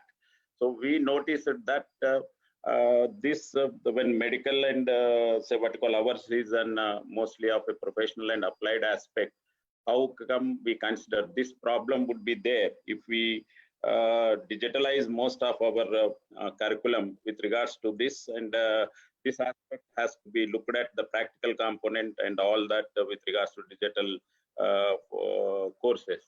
Another important point which when we discussed this aspect with Dr. Venkatraman, who is the Vice President of Commonwealth Learning, so what you call at Vancouver, we are taking his help how to define this digital module in an university, keeping in view what module that is present in say what call other parts of the world. Probably shortly we'll be able to come up with some module what should be in an agricultural university with the help of him. So then we will be able to tell exactly. So, but however, I would request, since Honorable DG is on the line, so there should be some guidelines, some policy at the apex level, how in an agricultural courses, in an agricultural stream, this digital component will go. As I understand from the earlier, there was a mention that which I was, Ramarao Gar was sharing with me, that 20% can go as a digital component, but there needs to be a concrete and a policy from the apex level, which one guideline is with regards to this. Then the second aspect which we have faced, the problem which, since Telangana is a seed hub, which actually supports nearly 65 to 70% of the country's seed needs, wherein nearly 400 seed companies are located here. So during the Corona say what called period, there were some of the operations concerning the seed production have been affected with regards to harvesting, with regards to storage, with regards to processing. So this is another aspect, and we understand from the Seed Men's Association also, the higher ups, wherein the other seed production countries like China, USA, Germany, France, Netherlands, there also the seed production has been affected due to this. So particularly we don't have, I don't know, as per there, particularly in a high value seeds, vegetables and fruits, wherein the seed comes into our country, imports and export, wherein our seed is exported outside and their seed is imported. How this will have an impact on the coming Kharif season? This is going to be a challenge with us, and this was expressed by, again, the say what you call action research which we have conducted with regards to the this seed growers and as well as the other one. And another important aspect which Suresh Palji has mentioned, but one point I want to add to that with regards to the labor. When we have done some interviews with this migrated labor, we noticed that now when they went back, because people have gone from Telangana, nearly 30 lakh people have gone back to different states, and also simultaneously we have some people coming into the state. So when we have inquired with them with regards to the nutritional security, we noticed a very important point which they have made is that, say now in a given family, new people have joined, say what you call, from the other parts of the state or other parts of the, because our people, some of them go to Gulf as well, they have also returned back. Now in a family you find people without work, and the same amount of income what they get, or some families which are not getting an income, has to be shared among the entire family. So there they said that the nutritional security is an issue. And when we have done a survey, online survey, both people having income below 30,000 and above 30,000 also, we have noticed that the people have below 30,000, there is a reduction in several pulses consumption, rice consumption, so many of them, whereas in higher group who are earning more than 30,000 rupees, there was only one decline, that is in terms of non-vegetarian. So we have some interesting data which we are looking at with regards to. So this component needs to be looked at, and there was also another important aspect which they have mentioned is gender component. So women are getting affected with regards to the nutritional security. So since they have no work and income is also less. And another important point which when we have discussed with the policymakers who are economists, learned economists, we have come to understand, they expressed that there should be a national and state level say what called labor force register to be maintained, linked to Aadhaar card. So this can go as a policy, so that we will be able to know, say what you call, what is the say what you call rapid impact that is going to have identification, movement of labor force whenever it is required. So any of such data is lacking as on today at the state level and say what you call, or at the national level. Then another important point which we have noticed is that there were lower realizations, which was mentioned by the earlier speakers, particularly in perishables, because mango was the harvesting season for us during the COVID-19, and vegetables. So this is, so we noticed that there is a lot of, because restaurants was closed, hostels were closed, say what you call social functions were not there. So all the milk and as well as say what you call perishables were completely stocked at their place, and there was a reduction in the price. And we found that these people have told us that if we are getting less price and less realizations, then even if a normalcy is restored, then what will be the next crop, what crop we will be sowing, and it is going to have an impact on that. So this is another observation we could find out from the, say, what we call. Then another group with whom we met, that is with regards to the storage, warehousing people and all that. There we noticed that all the warehouses are full now because of the COVID-19. Cotton has not been moved. Say what you call, several food grains are in storage. They have not been moved. So how long they will be, and what will be the impact when the next season's production comes? So this is a challenge before the state and the national government, and we are looking at this aspect very seriously.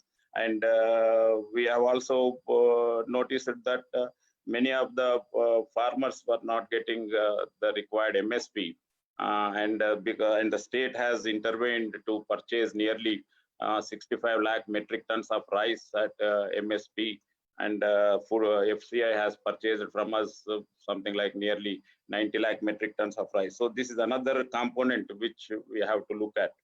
Then with regards to skilling, say what we call, the earlier speaker has rightly mentioned, now entire say what you call workers have been migrated. Let me give you an example.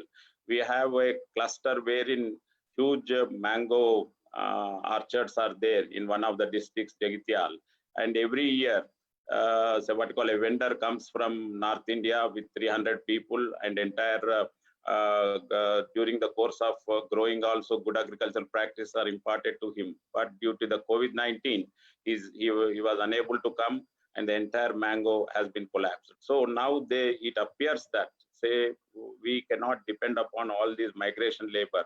Our own people, unemployed youth, say what you call other people who are located at the villages, that skilling mapping has to be done according to the agriculture needs and so on and so forth. And a dedicated say what called capacity building skilling program has to be taken up at the state level. This is another important aspect which we could notice. And another important thing is during this period, we are this agri-tech interventions, because digital interventions we are looking at in a big way, particularly with regards to financial tech, food tech and farm tech, so that we can make use of them in the agriculture sector. And so to keep these things all, if I have to summarize, 2 or 3 issues say crop up at the state level, and probably the same principle holds good at the national level. As on today, we need to have a trustworthy data of how many farmers we have, how much, what is their land holding size, what exactly at the realistic level, what crops they are growing, what would be, how many number of machinery we have in a state. So recently when we were trying to harvest the rice during the COVID period, we have to get the harvesters and all that from the abetting states. Nearly we required about 14,000 of them. So these are the ground level issues actually we are noticing. So we need to have a trustworthy data with regards to the farmers, with regards to their acreage, with regards to what crops they are growing, and so on and so forth.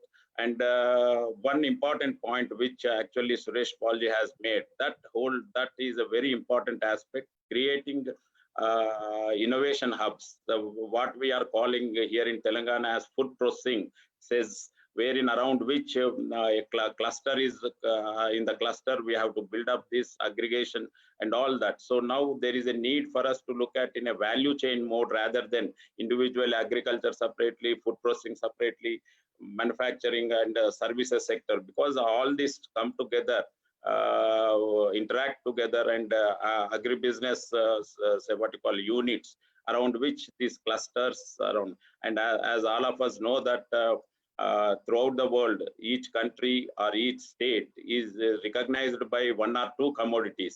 So there is a need for us to map our strengths. So what each state has, so that those clusters can be promoted.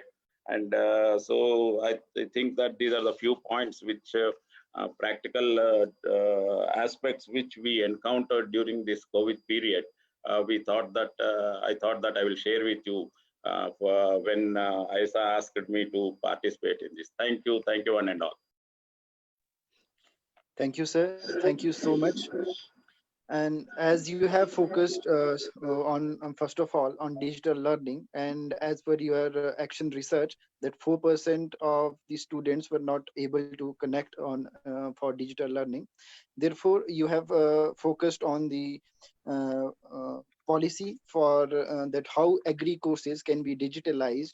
And second approach you have talked about, that is seed industry of Telangana, as Telangana state is a seed hub, and 65 to 70% of seeds are produced there.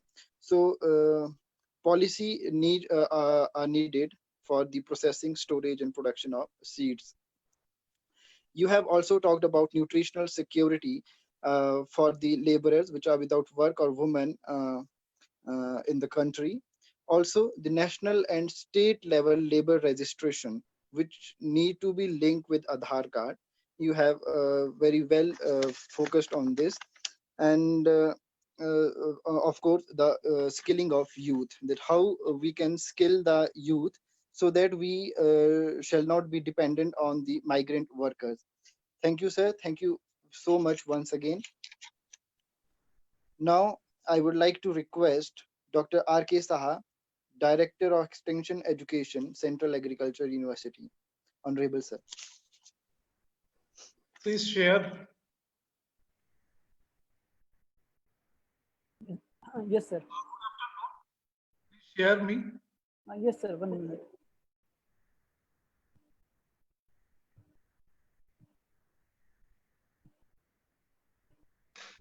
Honorable DG sir, Secretary dear, Dr. Dilip Kumar sir, then Dr. Jena sir, Dr. Gopal Krishna, Dr. R.K. Singh, Dr. Suresh Pal, Dr. Rao, and all others. First of all, I convey my regards to all of you, and also the AIASA giving me the opportunity, a remotest corner, one person for giving my views and thoughts, as because last 35 years I am working in the Northeast. So I will be focusing on the Northeast mainly.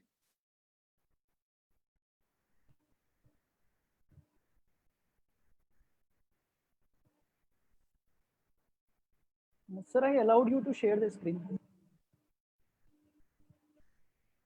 Share, you are allowed? Sir, I allowed you. Okay, okay. Let me see.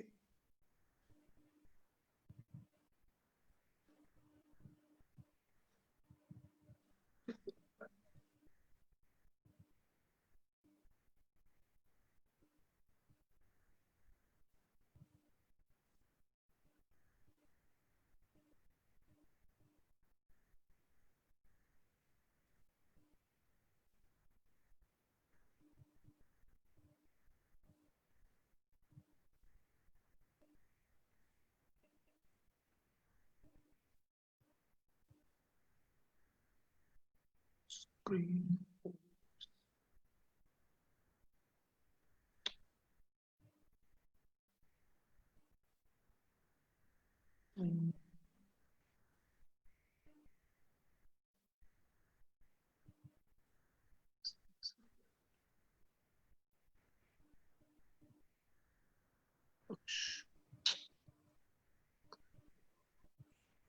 Please see share screen option in your window. Yeah. That's why I'm thinking. Near the participants.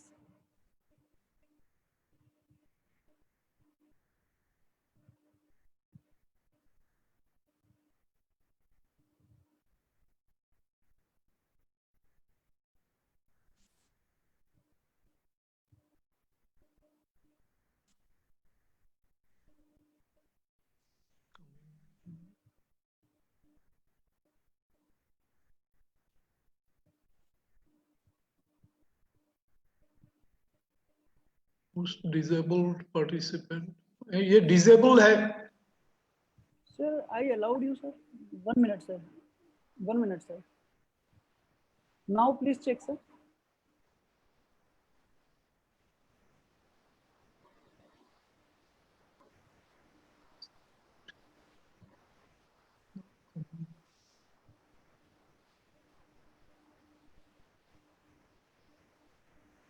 Not coming. Please.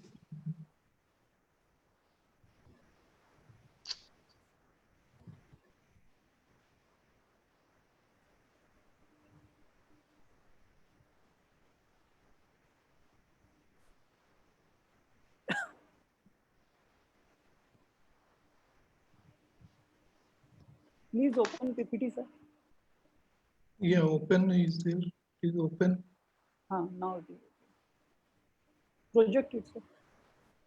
It is okay. Sir, project कर दीजिए sir. हाँ.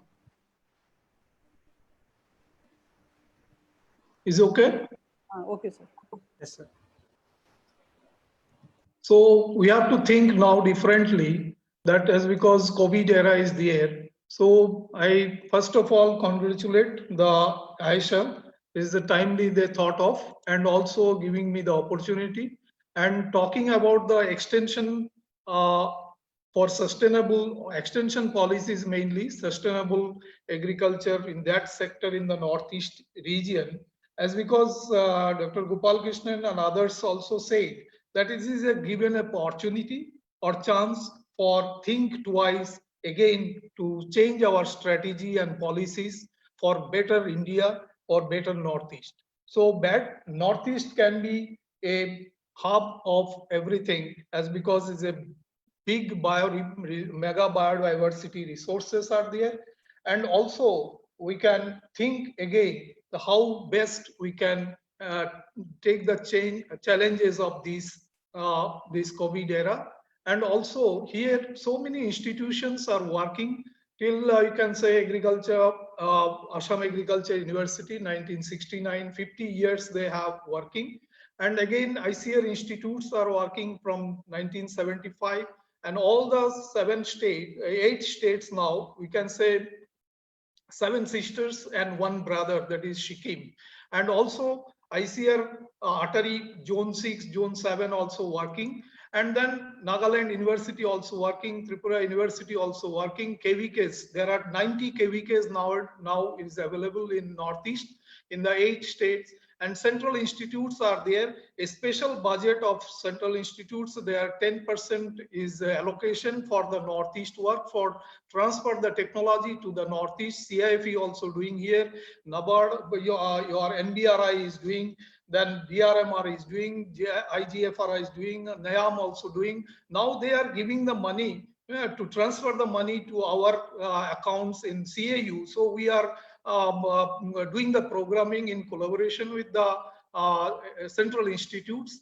And also there are line departments in every state, and also NABARD, banks and others are working. We have started working in the Northeast to cater the Northeast. Is the largest central agriculture university, started in 1993. We have 13 colleges spread over the 7 states except Assam.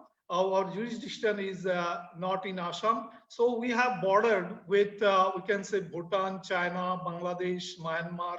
Is a very unique feature in the Northeast. And we have 13 colleges, 6 KVKs we have, 6 multi-technology testing center, 6 vocational training centers we have. So it is a good opportunity for serving the Northeast. And there are already talked about that what are the challenges in the Northeast, and also something will highlight and what are the problems in the present day agriculture. It is known to everybody. For again, from something we can discuss again, an opportunity and policy reforms. Again, our government of India and Honorable Prime Minister also telling second green revolution should come from Northeast region. So it is right, absolutely correct. So then why there are so many questions I can put here? You see that we are less affected by the COVID. Why? And why are the migrant workers now went back to the rural areas? This is also is a very good opportunity for learn. We should learn why we are how we have to change our strategies and all these things. And also one thing is that there's the rural area. There is so many lacunae there: education, lack of health, lack of electricity, lack of internet, lack of road connection, lack of infrastructure, lack of transport, lack of marketing, and all these things are there. So real reformation is the COVID is given a chance. Yes, right. So we think about again the Northeast. So we can change all these policies and all these things and give a more emphasis to the Northeast, so that come up with a good for better future or better India for the in coming days to come. So this is the real situation of the Northeast in the rural area. We know everything, but you see the challenges that competitiveness is not there in Northeast. Then social development also is not that much. Then again, you can say the human development and productivity also is lacking. Now it is going on. Food safety also is not that much. Marketing and infrastructure is not that developed. Still, we are not connected with all the states with the rail connectivity. And again, there are so many innovations are there. Farmers' innovations are there. This is a farmers' innovation. And again, there are so many technologies our farmers are invented. But it has to be documented. It has to be, you can say, re-evaluated. And then again, there are so many technologies still in the Northeast we are doing. And you see that I need not to discuss all these things. What are the requirement of different food commodities? And all these commodities as less, we can say, not self-sufficient. It is coming from the plain land, from different andhro fishes are coming, andhro eggs are coming, different commodities are coming from in the Northeast to for the different for nutritional, for filling the gap of malnutrition and all these things. Then again, you see that these are the problems already known to everybody. I need not to discuss on that. And again, you see that problem in the rural development is that people related problems are there. There are different cultural differences are there in the Northeast. So people related problems are very much there, and agricultural related problems are there. There are different 6 agroclimatic conditions are there in the Northeast. So that's why there are so many problems are there. If one technology has tested in Manipur, it may not be applicable in Sikkim. So that's why the multi-technology testing center has built up in all these 6 states. So we have to test at all these things. Then infrastructure related problems, economic problems, leadership problem also is there, and administrative problem also is there. What is the solution then? So agricultural extension policy reform should be there. It is the need of the hour for the Northeast. So you see some of the things already in position, already in action, but just I narrated here that some of them, that is extension policy reforms for Atmanirbhar Bharat, I should say here Atmanirbhar Northeast region. So present policy need to shift from pro-farmer or farmer first focus with income and prosperity where central. Then diversification, already talked about that. Shifting from the your value chain and all these things, shifting from the, you can say, cereal-based culture to horticulture-based, fisheries-based, and livestock-based. Then linking subsidy with, we can say, efficient farming practices. strengthening KVKs. You know that 90 KVKs are there, and it is not unlike that your state, you can say plainland states. It is a remote area, and all these are hill zones are there. It is very difficult for one KVK to cover all the districts. So you have to think on that. And also there are only 6 SMAs are there. It is very difficult to cover the needs of the hour. And they, however, they are doing their best. And also it has been discussed in the earlier conference also, our DGs are also knowing, and the cooperative banks are there, then agri clinics, FPOs are there, SHGs are there, then custom hiring centers are there. Then again, it has to be again rethink how best services we can provide to the farmers, poorest to poor farmers and remote corner of the farmers. Then establishment of models for credit to farmers at low interest rate, and Kishan Bank, as because you know the Grameen Bank, Rural Bank, they are in the town, in the capital, but they are not in the posted, or they are not in the, some mechanism should be there. They should go and they should stay some time and then do the all banking and all these things. Then high emphasis on post harvest management, supply chain management. Organic farming is again is very important, is a cluster mode we have to do. You know that Northeast is by default is organic, but we have to channelize. We have to channelize that how we can give a more production from organic farming and feed the other states of the country. And then promotion farm mechanization. In our Sikkim College, Engineering College, they have modernized, or they have made evolved, invented small tools also. We are testing all of them in different places. Then upscaling of the, actually you see the IFS model, integrated farming system model, already in our small farmers, land holding small farmers, they are doing their own farming, as because they know that I have to survive with my production. So that concept is there already, but bigger scale it is not there. So you have to think on that. That's why in the COVID period, we are not feeling anything that we are not getting the vegetables, fish, or animals, or your eggs, or you can say your chicken, all these things. No, then ducks, duck meat, everything we are getting, but it is for a small scale. So you have to think at that. You have to upscaling that so that we can feed the whole country. And again, you see that in our College of Fisheries, Tripura, we have developed there are this type of low land, upland, undulating lands are there.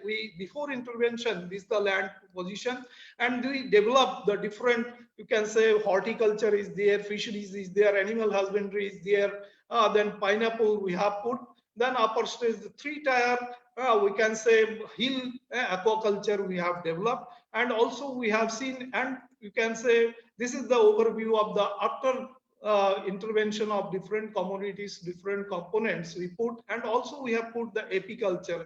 You know that apiculture is very, very important. It gives a 5 to 10% increase of the production of the, and also the oil, and mustard oil is very important for the feed preparation. So feed, for getting the mustard oil, we are importing from the outside. So it is a very difficult for getting a right food or right feed, giving the fishery sector or animal husbandry sector. So this is very important. Then again, you see this cross section of that model. This is, you can say, in our college, we are harvesting the bee wax also, honey also from that. We are included in that model also. This is the different components. Our mushroom is very important nowadays. We have transferred all these models in the through NIAP project in the Dholai district, remotest corner of the Dholai district area in Tripura. Different options are there, location specific options we included. And also you see this is a very good example. We can upscale this fish, rice, vegetable, fruit farming.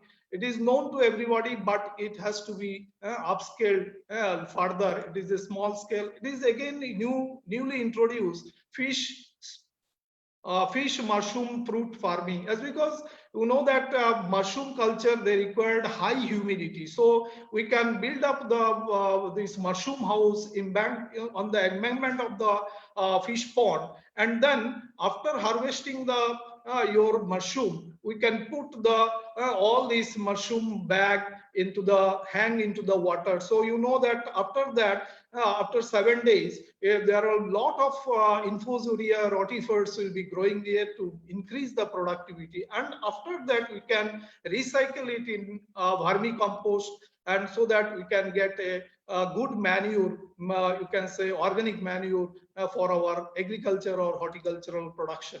This is again unique model. Water reeds come vegetables, foods, and everything is there. This water reeds again is a very important thing, and it has been upscaled in you can say 9 farmers. We have till date, we have 9 farmers. We have transmitted this technology, and total net income 1,71,984 is there, but it is the first year. But third year, the BC ratio, first year BC ratio is 3.36, and second year onwards, it will be increased from 5.2132 more. Then again, it is a farmer's innovation. How farmer's innovation, Dr. Madri Saha has put as a video. It is available in the YouTube also.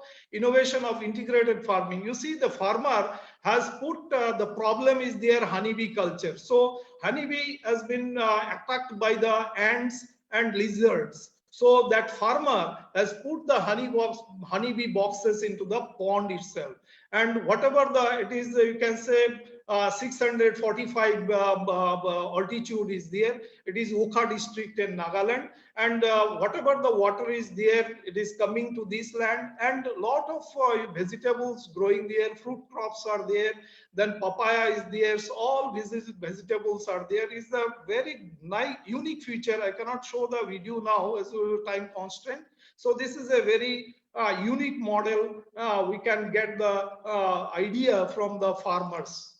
This is again our Honorable Vice Chancellor showed as 1,000 hectares. He has demonstrated that zero tillage cultivation, rapeseed mustard with honey pollination. In that case, we got the production 5 to 10% increase in production, and it is a good model. We are still continuing this model in different areas, as because residue moisture is required, so we can do conservation agriculture is very important here.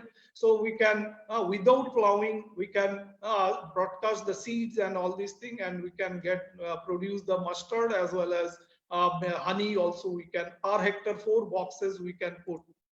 So next you see that cluster based cultivation is very important. FPO, BPOs and INIAM also has to be there. And establishment of custom hiring center, it is there, all this there, but in some time it is in paper only, but all the stakeholders are to again energized to go into the detail and do it in reality. Then implementation of farmers friendly long-term export policy. Then again you see that it is already I told you, nutritional garden is a small area. You see all the crops are there. So whatever the untoward situation is there, he can manage, he can get the food, he can manage all these things, and he can feed the neighbor also. This is a fish pond, small fish ponds are there. Grow your fish, grow your vegetable, grow your fruits, everything is there. So we can, our registrar sir also is his model, he's doing there in that in his area, in his farm.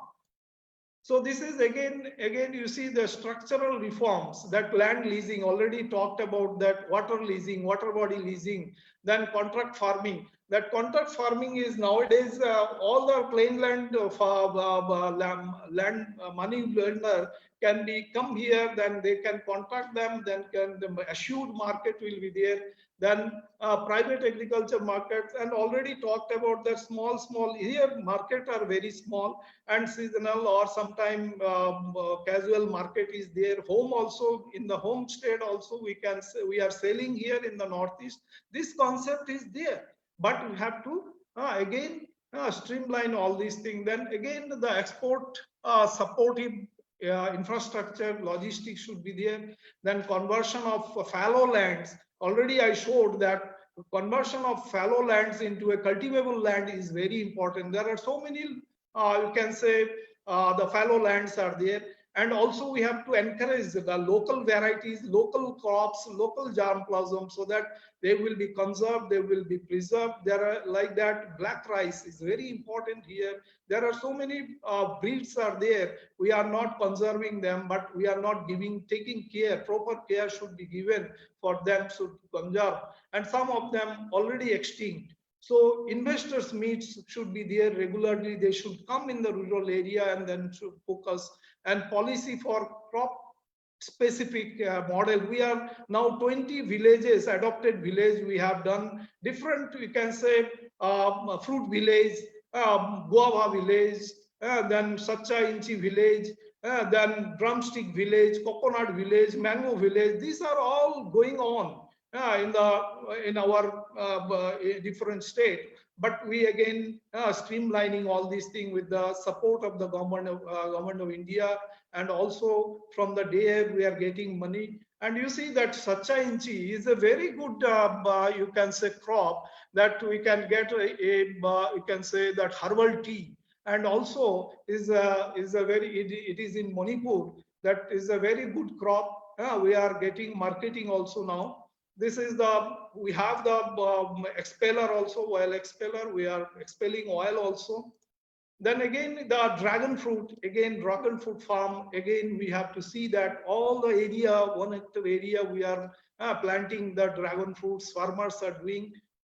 This is your banana composite farming. Banana is there. Then Amropali is there. Then other crops also is there.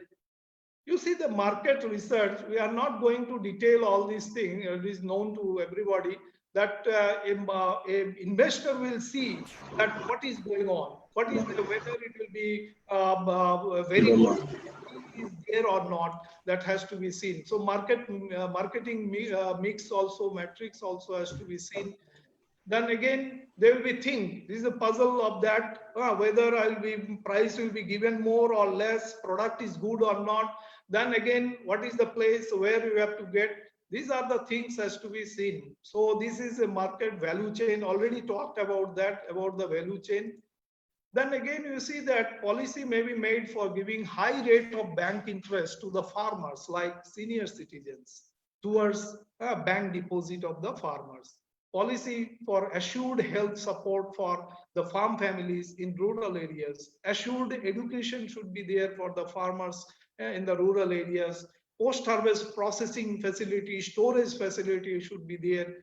Then again, uninterrupted supply of farm produce, uninterrupted electricity, internet connection, everything has to be seen, look into that. And then you see the encourage, unplanned, it is again very important.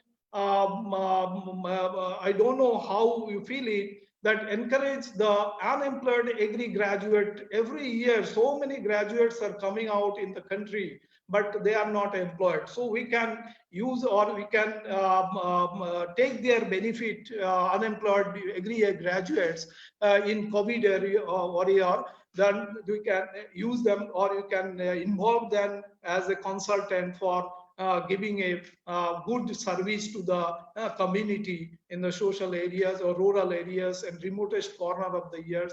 And smart or green village concept also should come up. Farm school also has to be seen. Then policy for migrant workers has to be seen. And they have to give the vocational training, and they should be involved in the, you can say, different your agricultural activities. You know that agriculture, as we are mainly farm consuming activities going on in the Northeast, but we have to beyond see that export and import also, that all these things has to be seen. You see that farm household income is coming like that, on farm, off farm activity. Then again, the unearned income. These are all these things has to be taught about that to the these migrant workers, and those who are interested, we can give the vocational training also to the unemployed youth. Already we have given vocational training to the different commodities enterprise.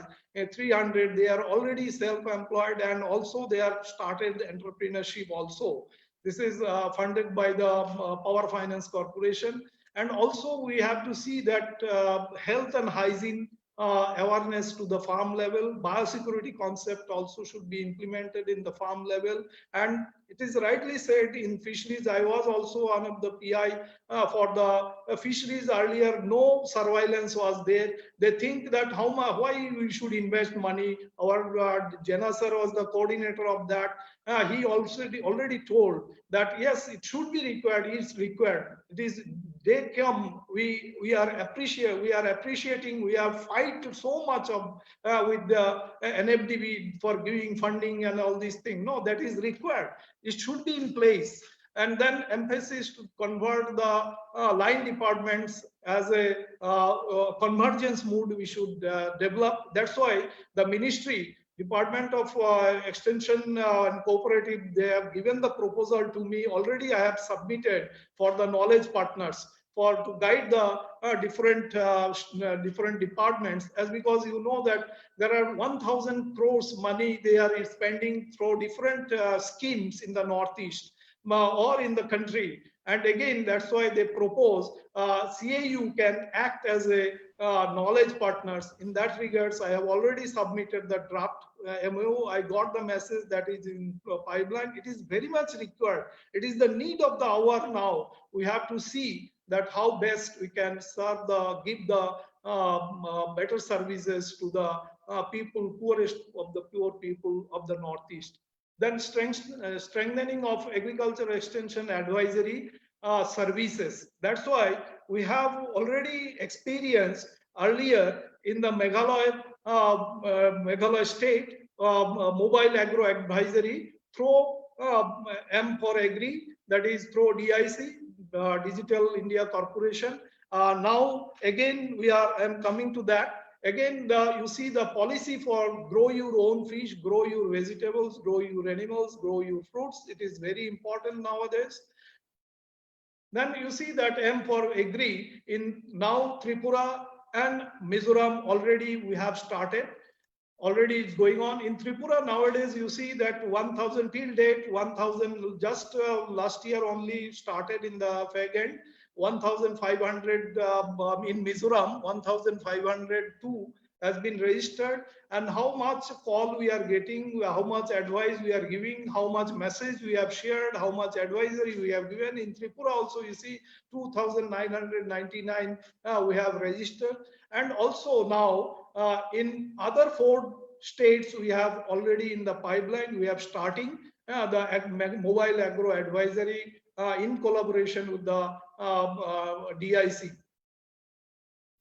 And then more emphasis to be given in vocational, already I told, to the unemployed youth, and also distance education. We see that it is a very good, and we make a WhatsApp group also. We have given the your pig farming in local languages. 1,047 farmers we have trained in the distance education mode, and we have a WhatsApp group. We are monitoring them. Then poultry farming also we have started. We have given 162 farmers. This year, last year, we have started fish farming, scientific fish farming. 58 farmers of Manipur in local languages is the first time, I think, in the country we have started distance education mode for the scientific fish culture in the local languages in there. Then is grow. I already told the aquaponics, hydroponics, floating cultivation, vertical farming, homestead farming, backward farming, then backyard farming. These are all very important, and also in the area in like a small holding farmers are there. Case culture, we have a Loktak Lake, Gumti Reservoir, Rudrasagar, different open water bodies are there. Already it is going on, but it is not coming up that way in that all the water bodies. So we have to look into that. What is the fault behind it, and how best we can go for that. These are all aquaponics. We have yet to start all these things here in the northeastern region, and already we have started. This is, you can say, a small low cost poly house for growing your vegetables, and all these thing is also is there.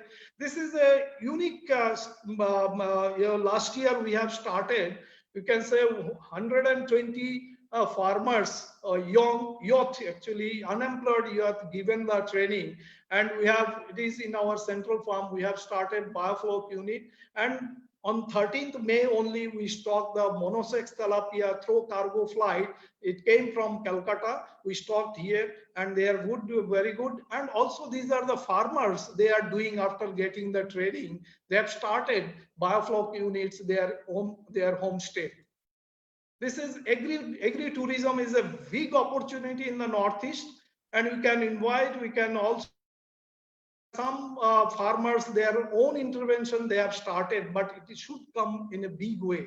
So then again, policy to be adopted for involvement of women. Here, women are more active in the Northeast. So there is, I think, some policies are there, but again, you have to think on that and channelize it and give the more opportunity to women for farming and also value addition programs. So you see that the farmers, women farmers are doing day-to-day activity. And also I had one, you can say, photographs developed by the Bangladesh. You know, sir, Dilip Kumar sir is knowing that my wife does not work. It does not mean, it means that they are working day and night for food supply. They are working for everything. They are engaged in everything. So we have to streamline. They are shy. They are not that much educated. That's why we have to think on that. And again, whatever the policy is to be there, it should be smart. It should be specific. It should be measurable. It should be attainable, achievable. It should be relevant. It should be timely. It should be relevant to the Northeast. It should be timely. It should come in the remotest corner of the country in the Northeast. So activities, already I talked about that. And also we are during COVID period, we are not sitting idle in the home. We are preparing hand sanitizer, homemade mask also. We are distributing. We are distributing the seeds also, planting material also. With the support of our Honorable Vice Chancellor, we are doing all these things. Our Vice Chancellor also is engaged at his own interest. For the farmers, he is going into the field also directly to distribute all these things. And also we are channelizing the farmers with the market, vegetable markets and all these things also.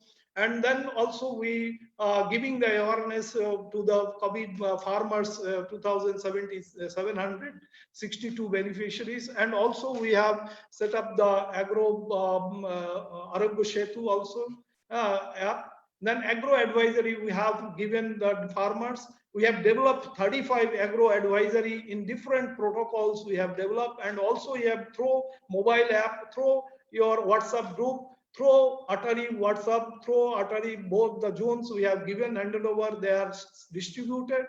And also M for Agri, we are distributing that in local language also.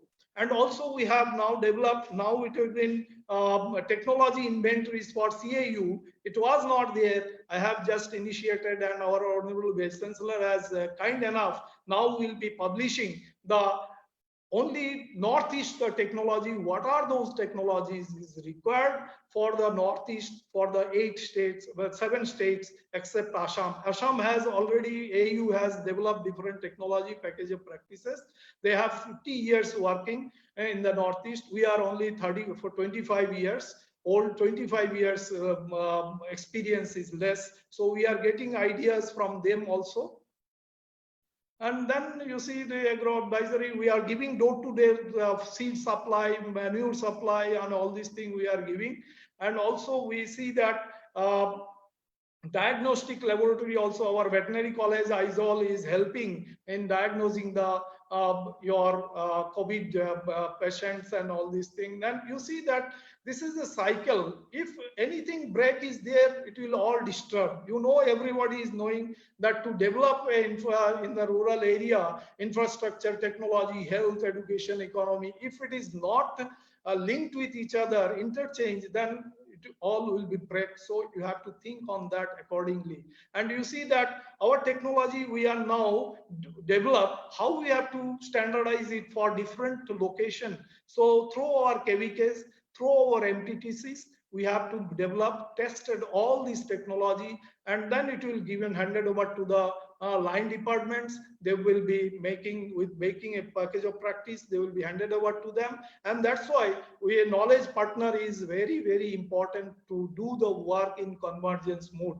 So everybody is doing isolatedly working will be not the solution for the Northeast at least. So that should be in the convergence mode.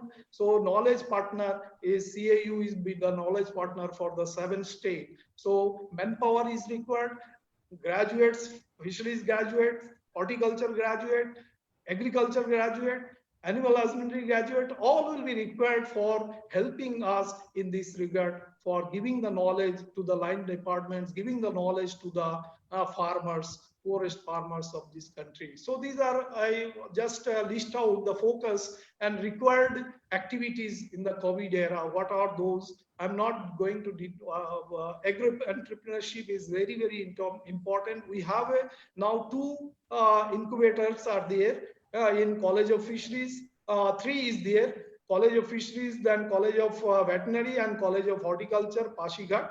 We have startup already, we have started, and different activities going on. And these are already talked about that. Already I talked about the agro advisory and other smart village and all these things. Farm machinery is already talked. So now overall economy, you see that agriculture is very important here, and Government of India also giving more emphasis on agriculture. So overall economy of the country is vulnerable due to COVID and climate change impact also. But agriculture is the only sustainable venture since, hence the getting government policy boost. Only the policy boost is required, getting financial support is required by the government. Correct implementation of policy boost is the key success, and some possible interventions are proposed in this presentation. I already talked about that. There may be some more also, we can think of that. So I know everybody knows 7 secrets of the success is found in your room. That is roof at shade, aim high, fan shade, be cool, clock shade, every minute is very precious. My mirror said, reflect before you act. Window said, see the world. We are seeing that. Calendar said, be up to date. Door said, push hard to achieve the goals. So Northeast is now pushing hard to achieve the goal. Please help us in the Northeast so that Northeast can feed the whole country for second green revolution. Thank you all. This is my farmers. It is in earlier in the coffee book. It is there. Thank you all. Thank you, sir. Thank you so much for your detailed presentation on the challenges, opportunities, and policy reforms in extension for sustainable agri and allied sector for NEH region post-COVID era. You have nicely presented the activities conducted by CAU during COVID-19 and have focused on development of rural areas. You have also mentioned focus area and action required during COVID-19 era. Thank you, sir. Thank you so much for the detailed presentation. Now, I would like to request Honorable Director General, ICAR, for the concluding remarks. Honorable sir. Okay, thank you very much. Thank you, sir. You have already summarized all the presentations, so I'll be very brief. So, thanks to all the presenters, Dr. Suresh Pal, Dr. J.K. Jena, Dr. R.K. Singh, and Dr. Gopal Krishnan, and of course, Dr. Saha, Dr. Praveen Rao, and many points are raised. I'll not really go into those details, whatever you have spoken, because they have been already summarized.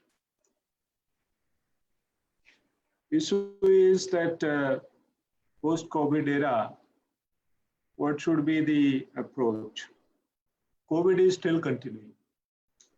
And how long it will continue, we don't have much idea actually. At least 2 to 3 months it will continue. And we do not know whether it will be completely eliminated in those 2 to 3 months. So practically, we have to accept this and then continue. Dr. Sahu, you would like to say something before I say? You would like to say something, Dr. Sahu? No, sir, nothing. If any specific point you would like to say?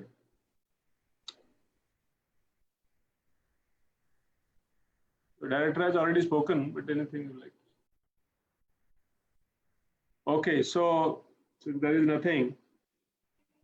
So the fundamental question is that the COVID, and we talk about post-COVID, so we don't know actually when this post-COVID comes, and COVID would continue. So in fact, we have to learn to live with COVID and then continue operation. And that's basically the philosophy of every national governments globally, that unless we have actions developed and control this particular pandemic, I don't think that's going to be over. Hello, I'm in a meeting. I'll call back. So this is the point to be noted, that we have to live with COVID for the time being, and then redefine, redesign our activities, whatever we are doing. Number two, that certainly the economy got a setback. We can't deny this, because the labor force is back at their respective villages, places. The manufacturing could not happen. Transport, say for instance, air traffic came to a halt completely. The restaurant system, hotel, restaurants, a complete standstill, no operations. So that could be a number of examples. I don't want to really give those, elaborate on those. But what Dr. Suresh Pal mentioned, and that's true, that impact on agriculture was minimum. It would be wrong to say that there was no impact. But when I say agriculture allied sector, all included. So the crop sector, almost no impact, particularly Rabi crops, they were harvested. The mandi transport happened. There was a little delay, but that's all happened.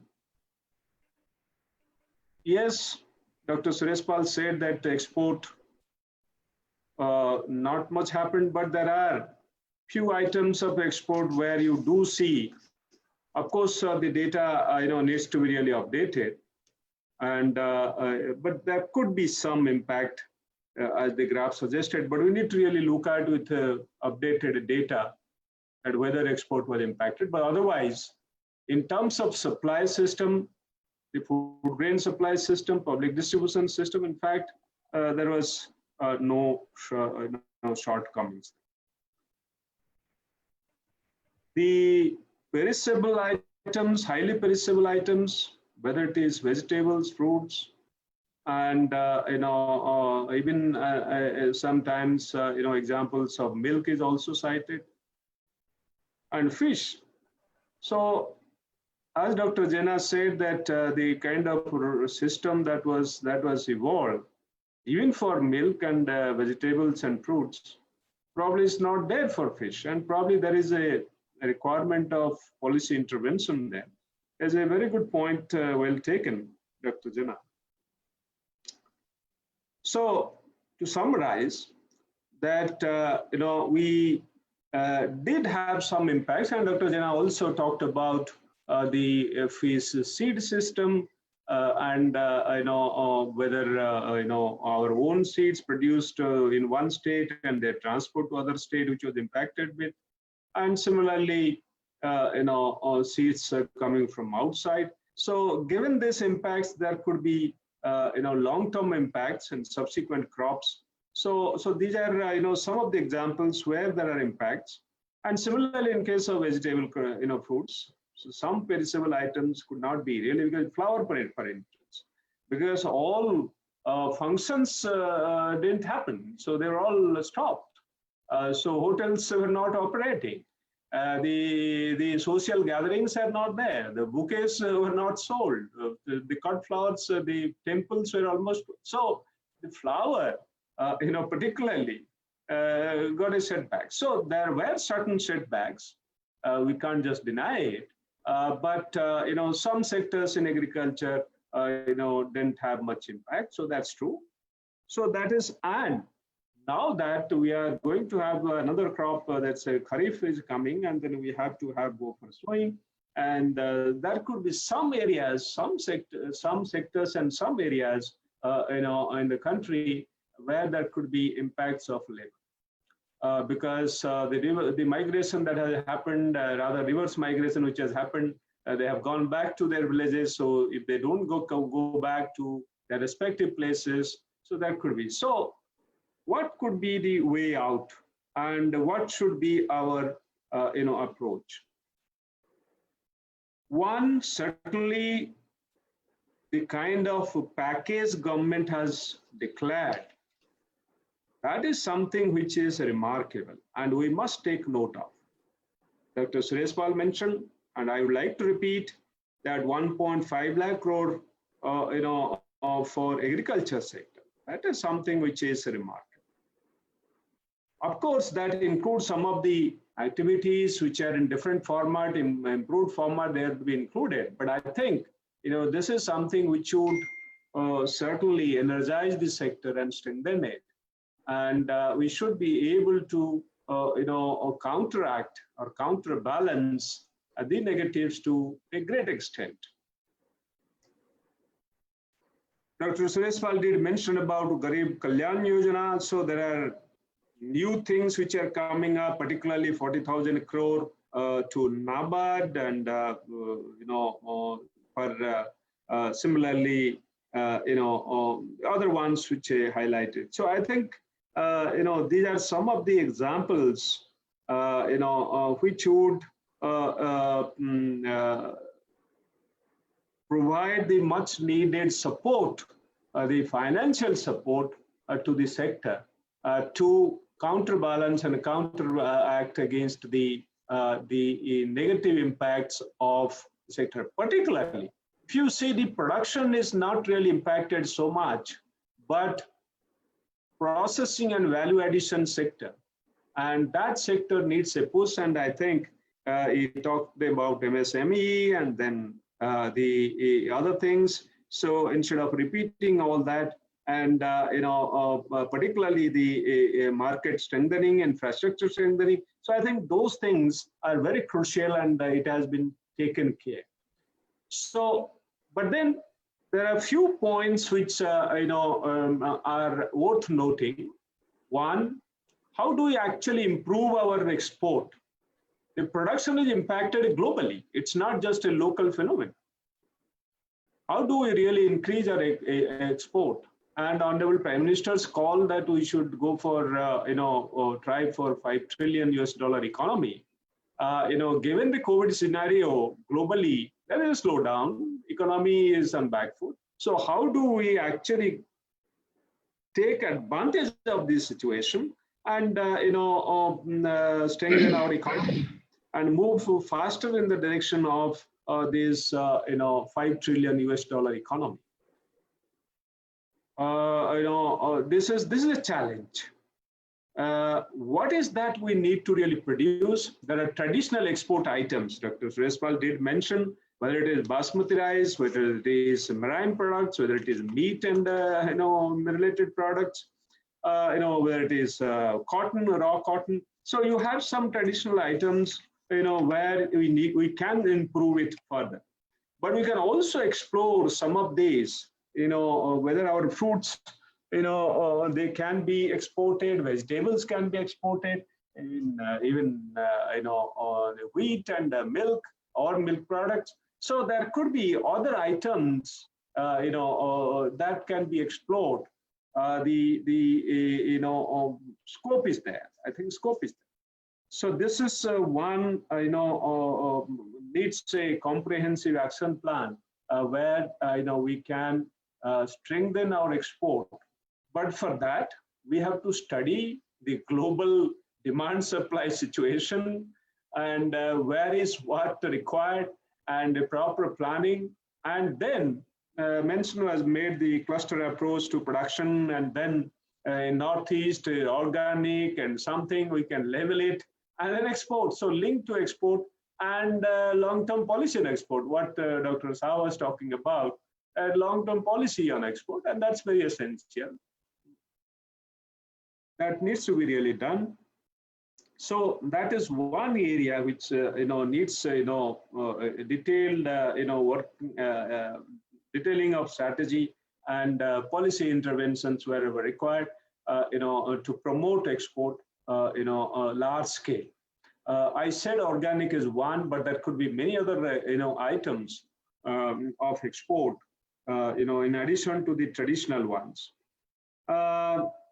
See, one is, having, this reverse migration which has happened, and suggestion was that we should have, Dr. Rao said that we should have this register. Register is one thing. I think we have to go beyond the register. Register can certainly tell us what is the status. How many are here, how many are going back, and then how many are retained through our own interventions, for instance, or government is making a detailed plan of action on Atmanirbhar Bharat. So this Atmanirbhar Bharat, and since this is a part of our policy, Government of India policy, and we are also participating, and in Atmanirbhar Bharat, how can we, make this rural youth, self-dependent, and then self-employed. So how can we do that? And every one of us has a responsibility, whether it is fishery sector, animal husbandry sector, dairy sector, or even horticulture, floriculture sector, post-harvest processing, organic farming sector, orchid cultivation, in Northeast, all that. It's a tremendous, opportunity for us to capitalize on this, and all together, I think that there's plenty of scope for that, to engage these youths who have returned back in various sectors through capacity building, through skill impartment, through financial supports in terms of credit support, softer loans, and so on and so forth. I think that is very, very crucial for sustaining this, because once they come back, and the kind of life they live in cities. So if they can get that, Dr. Saha did mention a whole lot of settings. That's true for whole of India, just not Northeast. Then President Abdul Kalam talked about providing urban facilities in rural areas. That will take time. You can't just immediately see this government has given the electricity, and providing drinking water. All schemes are there, and they will take some time to really complete. So this, you can't say overnight, drinking water is supplied in all villages. For instance, toilets, that's a huge program, but it has taken time. And we have done pretty well in that particular scheme. So providing urban facilities in rural areas and strengthening infrastructure will take some more time, but immediately we have to really observe them and engage them and impart skill to them, inspire them. And so that is one where we can engage ourselves and very, very fruitfully. The whole system, national agriculture, research, education, extension system, so that we can also take some credit by way of doing that. So this is one very important one. Certainly, when we talk of agriculture, more funding for various areas are required. Dr. R.K. Singh did mention many things about education and what students should do. But in addition to that, he mentioned about enhanced funding on disease research, the animal disease research, the fishery disease research, and even plant disease research. Because today, the new insects and diseases are emerging. And climate change is there. The way Corona has evolved and the way it is evolving very fast, this tells us that we have to prepare ourselves. So there is a policy intervention required, not just a greater funding for this, but also funding for very specifically for climate-related emergence, re-emergence of these diseases, how they are going to play a very significant role. And there is a policy intervention very much required. And policy on new technologies. Yesterday we were discussing that particularly use of drones. There are a lot of clarity is required on use of drones. Unless we are able to use technology, for instance, now the problem of locust. And locust has to be controlled using only pesticides. And can we have alternative pesticides in terms of botanicals so that safer pesticides are there as one aspect, or alternative modes that we capture them en masse and then by way of whatever procedures and then utilize them for various purposes. We are discussing, can we then utilize them as a protein source? So, so technology is required, and then use of drones, or rather unmanned, aerial vehicles to spray pesticides to manage them. Because they come in a huge number. So you need to. So use of technology and the associated policies which are required to be really to be put in place. So that is very much required. Drone is one. Even nano fertilizer is another. It could be nano pesticide is another. There could be a whole lot of other technology areas where policy interventions are also required. And so that needs to be done. Why I am telling so?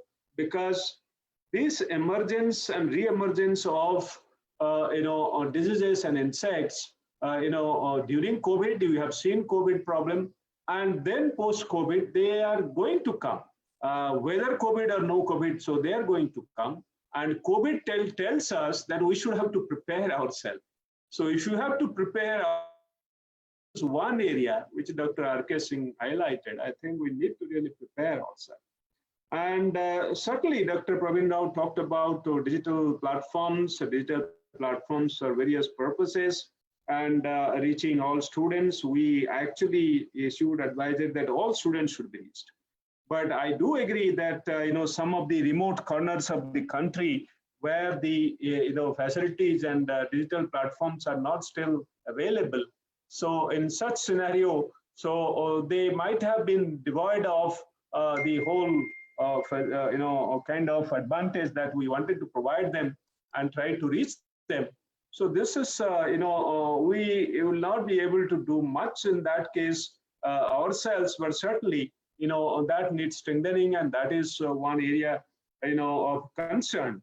But, you may have digital courses, but that will not reach them. So reaching is a different issue, but enhancing the effectiveness of online teaching and online teaching in professional courses. Mention was made that whether, it is medical course or engineering course and this course, agriculture course or veterinary courses, and can we really do online? So today there are various models available, and can we use models to show? But everything cannot be taught obviously through online. The practicals have to be done at the field level. So, you can't, simulate everything there. So maybe to a great extent, by using technology, we can think about use artificial intelligence and computer learning systems, machine learning systems to do that. So probably, if not today, that could be one, focused area of our efforts in that direction. I think, Dr. Praveen, now we need to really develop something in this regard, that whether the digital platforms can be used, to cover everything, all practicals. If a brain can be dissected and then online, and then everything can be taught to students, and student can also do online all these dissections, and can we really try something in case of field crops or other crops or animal husbandry, and then see. So that's a matter of examination. I think we should be able to do something, and only time will tell, but we have to pursue it. So that is certainly one area which requires probably but then I'm sure as we go along, some of these they are being addressed, some of them are being addressed, and others would be addressed slowly. The Northeastern doctors have made a very elaborate presentation, though it covered everything, including the topic of today's seminar, webinar. So certainly there are many things he talked about, and then I'll not go into those details, but I'm sure policy on promotion of integrated farming system. I know every state government has to register. We have sent documents to everybody. So they have to really promote at their own level. ICAR cannot invest on that. And, but now the central government, Ministry of Agriculture, Department of Agriculture Cooperation is contemplating to initiate a scheme on that. So the daily discussions are going on. And, if that happens, certainly the kind of advantages it offers, you describe those in details. And I'm sure that would be taken to the end users, that is the farmers. So we have been talking about biosecurity, and northeastern states, they are there at the borders, international borders are there. And biosecurity is a major issue, and recently the kind of African swine fever has killed a huge number of pigs in Assam and Arunachal Pradesh. And certainly the detailed sequence analysis of that revealed that it has come from outside. And so it has a relationship with certain lineages which are there in the neighboring countries. So that means the biosecurity issue in the post-COVID era would be one area of serious concern. And I was talking about investing on disease, and certainly surveillance in those areas would be very, very important. And quick action, because unless we are prepared for quicker action, and in this case also, African swine fever, we are delayed by almost 2 months. COVID played its role, and certainly there are other factors, but we have to take quicker action, and that is one where the central government Department of Animal Husbandry, state animal husbandry departments, they have to play very significant roles. Our role comes later. They have to at least report, that this is happening, and necessary arrangements are to be made, for the action. Engaging youth certainly would remain, a challenge. Some of you have mentioned this. This challenge need to be really looked at critically. The students who are passing out from colleges, and some of them are unemployed, and largely, from government colleges, mostly they are employed, but then there are unemployment issues. How do we really engage them? And in fact, they have to be, skilled accordingly. Our teaching system, we have been, trying to push this, how the students can be, taught to, rather skilled to be entrepreneurs tomorrow. So entrepreneurship and using innovations, it's not just routine kind of entrepreneurship. And often what is promoted is routine kind of entrepreneurship. You take, something millet and do some processing, make some biscuits and all that. A routine kind of entrepreneurship. But I think we have to go beyond that. And then, if we innovate there, and the youngsters who are coming out of our colleges, if you see those coming out of IITs or IIMs, they are putting some mind there and innovating and getting into some innovative startups. So I think our students should be actually encouraged to go for that kind of innovations and then go for entrepreneurship. So in COVID and post-COVID era, today or tomorrow, even beyond, and that's a general issue. How do we engage our own graduates? So that very effectively. So I'm sure we should be able to address those as we go along.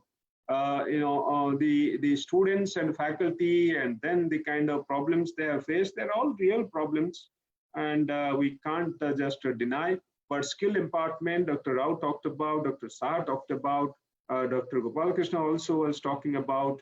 And then there are a few other points which I haven't talked about. I'll not really go into those details. But the last point I would like to mention, that the student activities, the AIASA and otherwise, that's very crucial, because Dr. R.K. Singh made a detailed presentation what the students should be doing and should be doing. So unless we focus our own, core activities, we will not be really successful. Why students should be, unemployed, and why they would be, running around from pillar to post. If they are very serious while, studying, I think, and take the courses very seriously, learn the tidbits, also acquire sufficient skills, develop interest while they are still students, instead of whiling away time, and remain disciplined. So they will not be able to really, shape their future. So that is very, very important. And through AIASA, I would like to convey, there are 80 participants, 180 participants, and there could be others through Facebook. And this message I would like to give to the students, that, I go to universities and I go to institutes, I interact with students, but this is one message I would like to give, that while you are doing other activities, focus on your core activities so that you build your career, because others can only support you, can guide you. It is you primarily who has to build your own career. And unless you strive for that and define your area of interest and see where you can succeed, and where you have acquired sufficient knowledge and skill, and that would help you in that particular area subsequently, higher studies, research, or entrepreneurship, or something else, or agri clinic, or whatever you wish, probably, or agri business. So that is what you have to keep in mind while still you are in college, whether undergraduate or postgraduate, whatever. So that is very, very important. And I would urge every one of you. So these courses which are being taught, and then the way the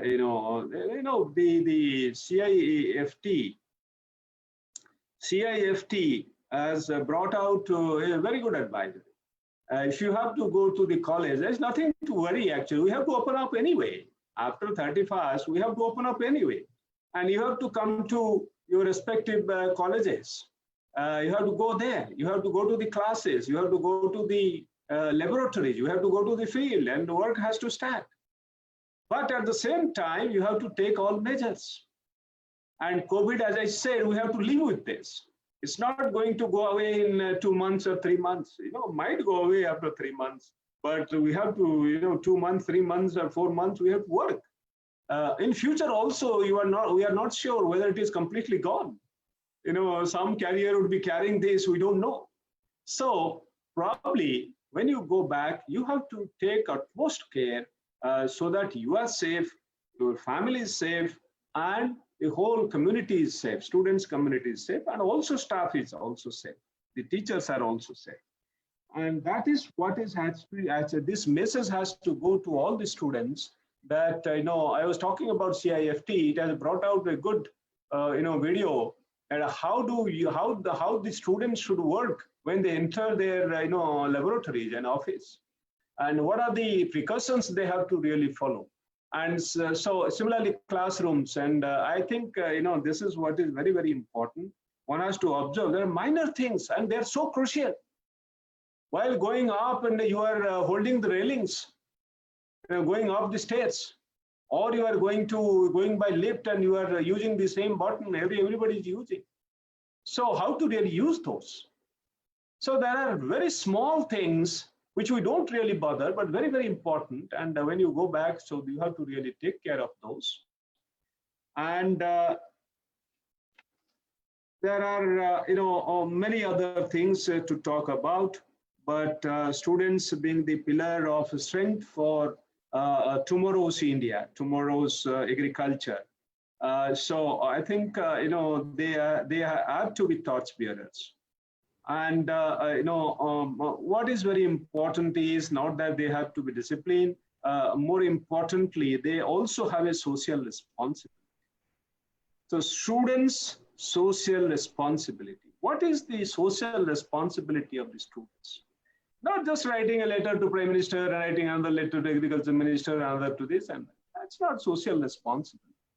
See, it is easier to write and then say others and instruct others that you do it. But what is that you can contribute? That is very, very important. And AIASA should define how students can contribute.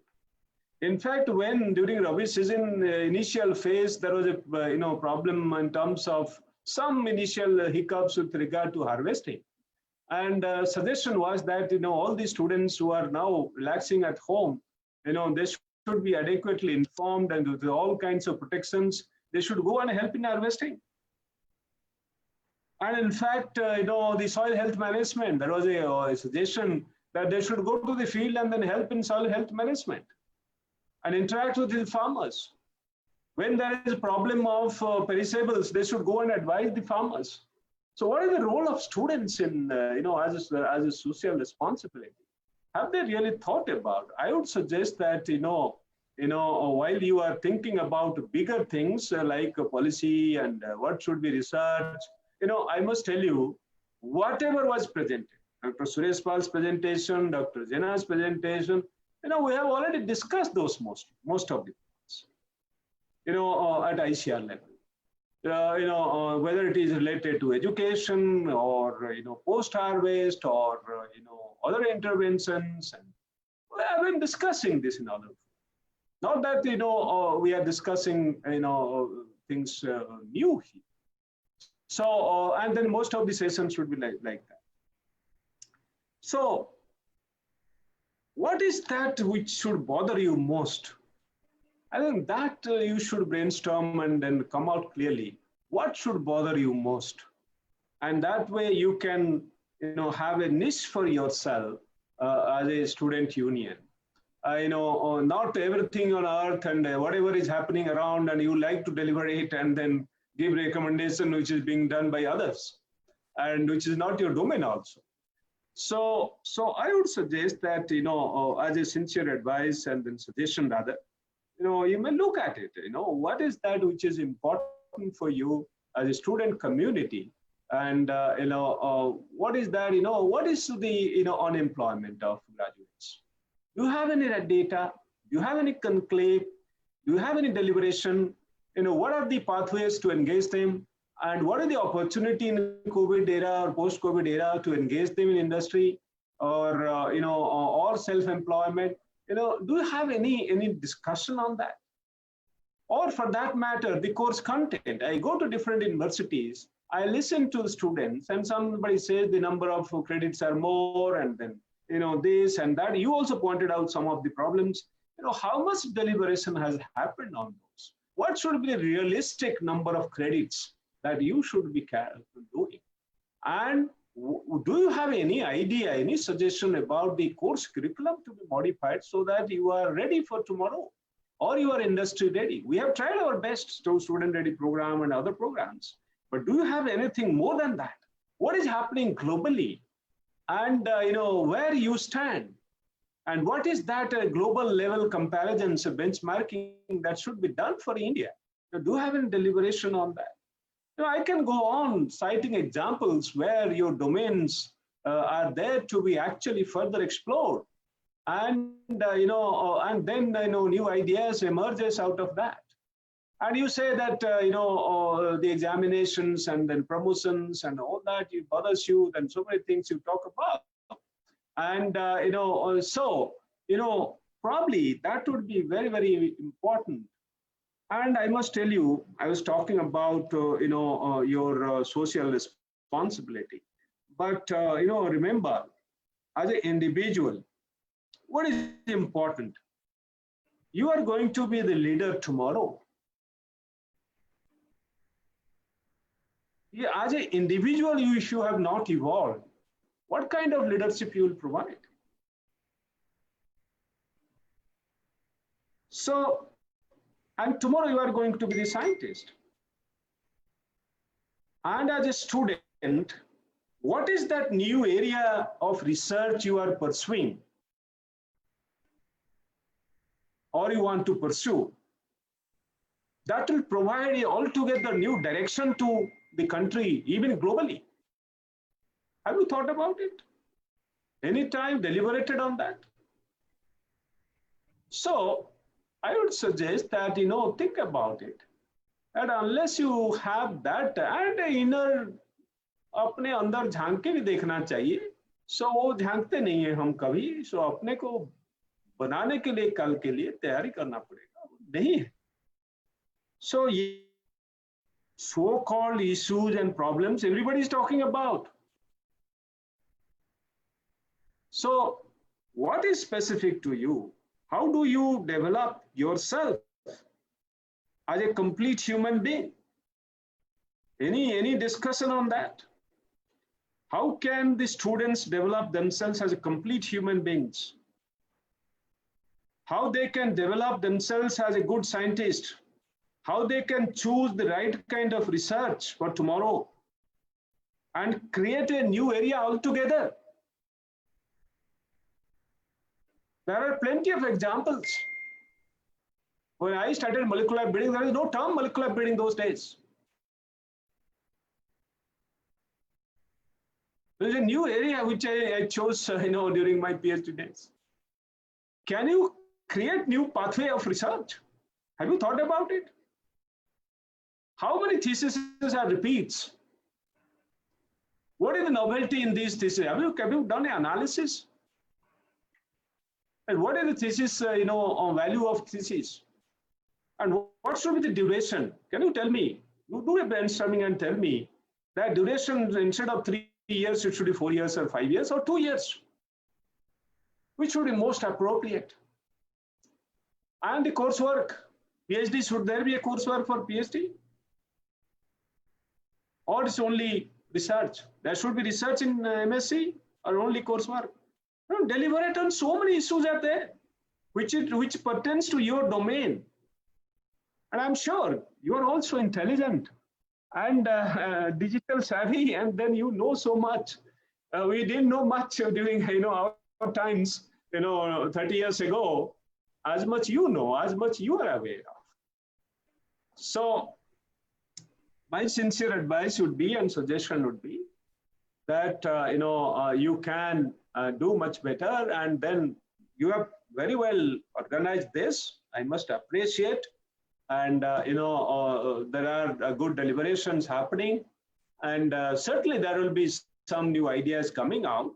Though issue would be same, but idea could be different, and you can put your new ideas. And without taking more time, it's going to be 1:50 already, and I must thank all of you, Assis, and your colleagues for putting everything together. And AIASA has been trying for quite some time, inviting me to come over and then attend some of the programs. This is my first program, and I'm impressed that you have done so much work and invited so many of your colleagues to be with you.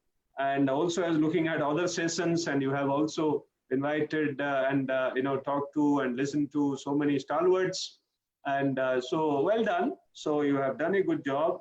So give us some new ideas if you have, and I'll be extremely happy to look at those.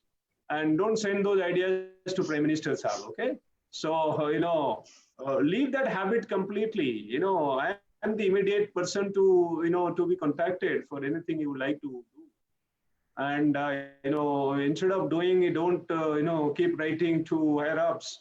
And that way, you will perish sooner than later. So that's the warning to you, that if you deviate, violate the rules, and go beyond the guidelines, then you will perish sooner than later. So you must respect the system, and we are with you, and anything your colleagues used to come and interact, and we used to solve those problems. So that has to be your way of operation. You're all youngsters, and you will have blood boiling sometimes because some things don't happen, and that boiling has to be controlled. And you have to see the practical ways and means, and how to really address the problems, because overnight the problems cannot vanish, and you can't solve the problems. There are many complex things associated with the problems, so they take time to resolve. So, and you will have to live with some of the problems, and some of them can be resolved immediately. But that is one thing. And because I don't think you are a foreigner to me. You are all our students, and so as a colleague and well-wisher, I would suggest this. So I wish you all the very best. I thank all the speakers, Dr. Suresh Pal, Dr. R.K. Singh, Dr. Gopal Krishnan, Dr. Praveen Rao, Dr. Jena, and also others. Dr. Dilip Kumar is here, Dr. Sahu is there, and Dr. Saha, of course. So everyone, and all you colleagues, youngsters, and thank you so much, okay? So wish you all the very best in your all future endeavors, and do good. Brilliance and innovative ideas should be the cornerstone of your thought process and your career development. And I'm sure you'll take this into account while moving forward. So thank you very much. Okay. Thank you, sir. Thank you, sir. Thank you so much. Thank you for blessing us. We feel blessed for with your kind words. Thank you once again. Okay. Now, thank you, sir. Now moving ahead, we have a question answer round. So we have various questions received from the attendees. So I would like to ask these questions one by one. So first of all, there is a first question for Dr. Suresh Paul. What is the scope of employment generation for agriculture graduates post-COVID era? say what I said in my presentation, that there are number of kind of agro-processing, food processing, entrepreneurship, those kind of activities, they might shift to really in rural areas, and there are a lot of opportunities where the entrepreneurs, they can avail those opportunities. Financing facilities, they have been made easy, the quite easy term loan available, and there are a lot of technologies actually which are available for commercialization, ICR, other kind of technologies. So, and all the service sector related to agriculture, whether it is supply of input, seed, all those things, pesticide, and marketing side also, these are all going to be modernized. They are going to be much more professional. Dr. Suresh Pal, I Yes, would sir. suggest that all who are going to answer, be specific and short. No need to explain. Yes, You have already explained. And Yeah. I would suggest my young friend that, all these you should do before chairman's remark. If there are question answer, you should do it. This is not after chairman's remark, we should complete and then you say question answer. You should have been done earlier, right? Before I inviting think, chairman's remark. Yeah, Praveen, you can stop here. Sir, I have something to say. Even Yeah. even we should not have something open-ended. We should know that if it starts at 10:30, where it should end. And if a panelist had to speak, how much time he or she need to speak. Otherwise, it becomes so difficult whether we need to speak 5 minutes or 5 hours. We do not know. Probably these are something we need to know before we start. नहीं वो बच्चों को थोड़ा सीखना चाहिए बच्चे अब सीख जाएंगे And that too, honorable DG, and that too, honorable DG chairing the session, we can't leave also. Yeah.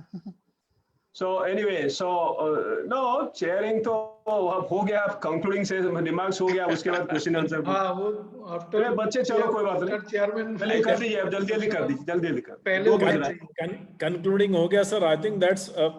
We can leave, sir. We can leave. I and think if there are some questions, they can send an can email. be sent by We'll be email. If responding. anything is there, they can be answered.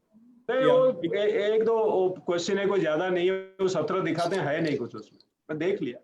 नहीं sir, वो email कर देंगे. अभी Praveen, you can thank honorable DG and then close it. Yes. Chat box mail कर देंगे, so we can reply. And we have please. Okay, sir. So now I can request to the Tapas to give the formal vote of thanks for about this webinar also. Please, Tapas. Sir, good afternoon, sir. So thank you, sir. At the onset, on behalf of All India Agriculture Student Association, देखो ये तापस at the outset, okay, yes, not onset, okay. Yes, that sorry, is sir. at the outset, Yes, right? Sir. Yes, sir. I, on behalf of All India Agriculture Student Association, would like to express my sincere gratitude to Honorable DG ICR and Secretary DARE, Dr. Trilochan Mohapatra, sir, for his gracious presence and thought-provoking address in this webinar. Sir, I would also like to thank our chief guest in inaugural session, Honorable Dr. Satyapal Singh, sir, Member of Parliament, Lok Sabha, and Honorable former Minister for Human Resource Development, for his presence and words of wisdom in this occasion. My heartfelt thanks to Chairman of Sessions, Honorable DG Education ICR, Dr. R.C. Agarwal, sir, Honorable Chief Technical Advisor FAO, Dr. Dilip Kumar, sir, for gracing our sessions and giving us new dimensions for agriculture education and research post-COVID era. We are lucky to have 15 speakers and panelists from agri and allied sectors. So on behalf of associations, would like to thank all the panelists and speakers for giving us and enlightening us with the new different technologies in education, research and policy pertaining to agriculture and allied sectors. Finally, I would like to thank the National President, Mr. Ashish Khandrawal, sir, and also all the organizing committee of this webinar for their tireless efforts and support to make this event successful. Lastly, I would like to thank all the participants for attending the sessions and making the event successful. Thank you, one and all. Thank you all. And I also want Ashish, yes, sir. आशीष बहुत बहुत धन्यवाद तुम्हें और तुम्हारे सारे दोस्तों को. प्रवीण बहुत बढ़िया, तुम समराइज करते हो, बहुत अच्छा बोला. Thank you, sir. और सारे बच्चों को बहुत बहुत धन्यवाद. हमारा शुभेच्छा, खुश रहिए और अपना काम बढ़िया से करिए, पंकज और तापस और Ajay Vijay, Ajay Verma. So wish you all the very best, है ना। आपके सारे दोस्तों को बहुत बहुत शुभेच्छा। Okay, Thank you, Thank you, sir. sir. Thank you so much, sir. Thank you. Thank you very much. Take care, all the best. Thank you. Thanks to all of you. Thank you. Okay. Thank you.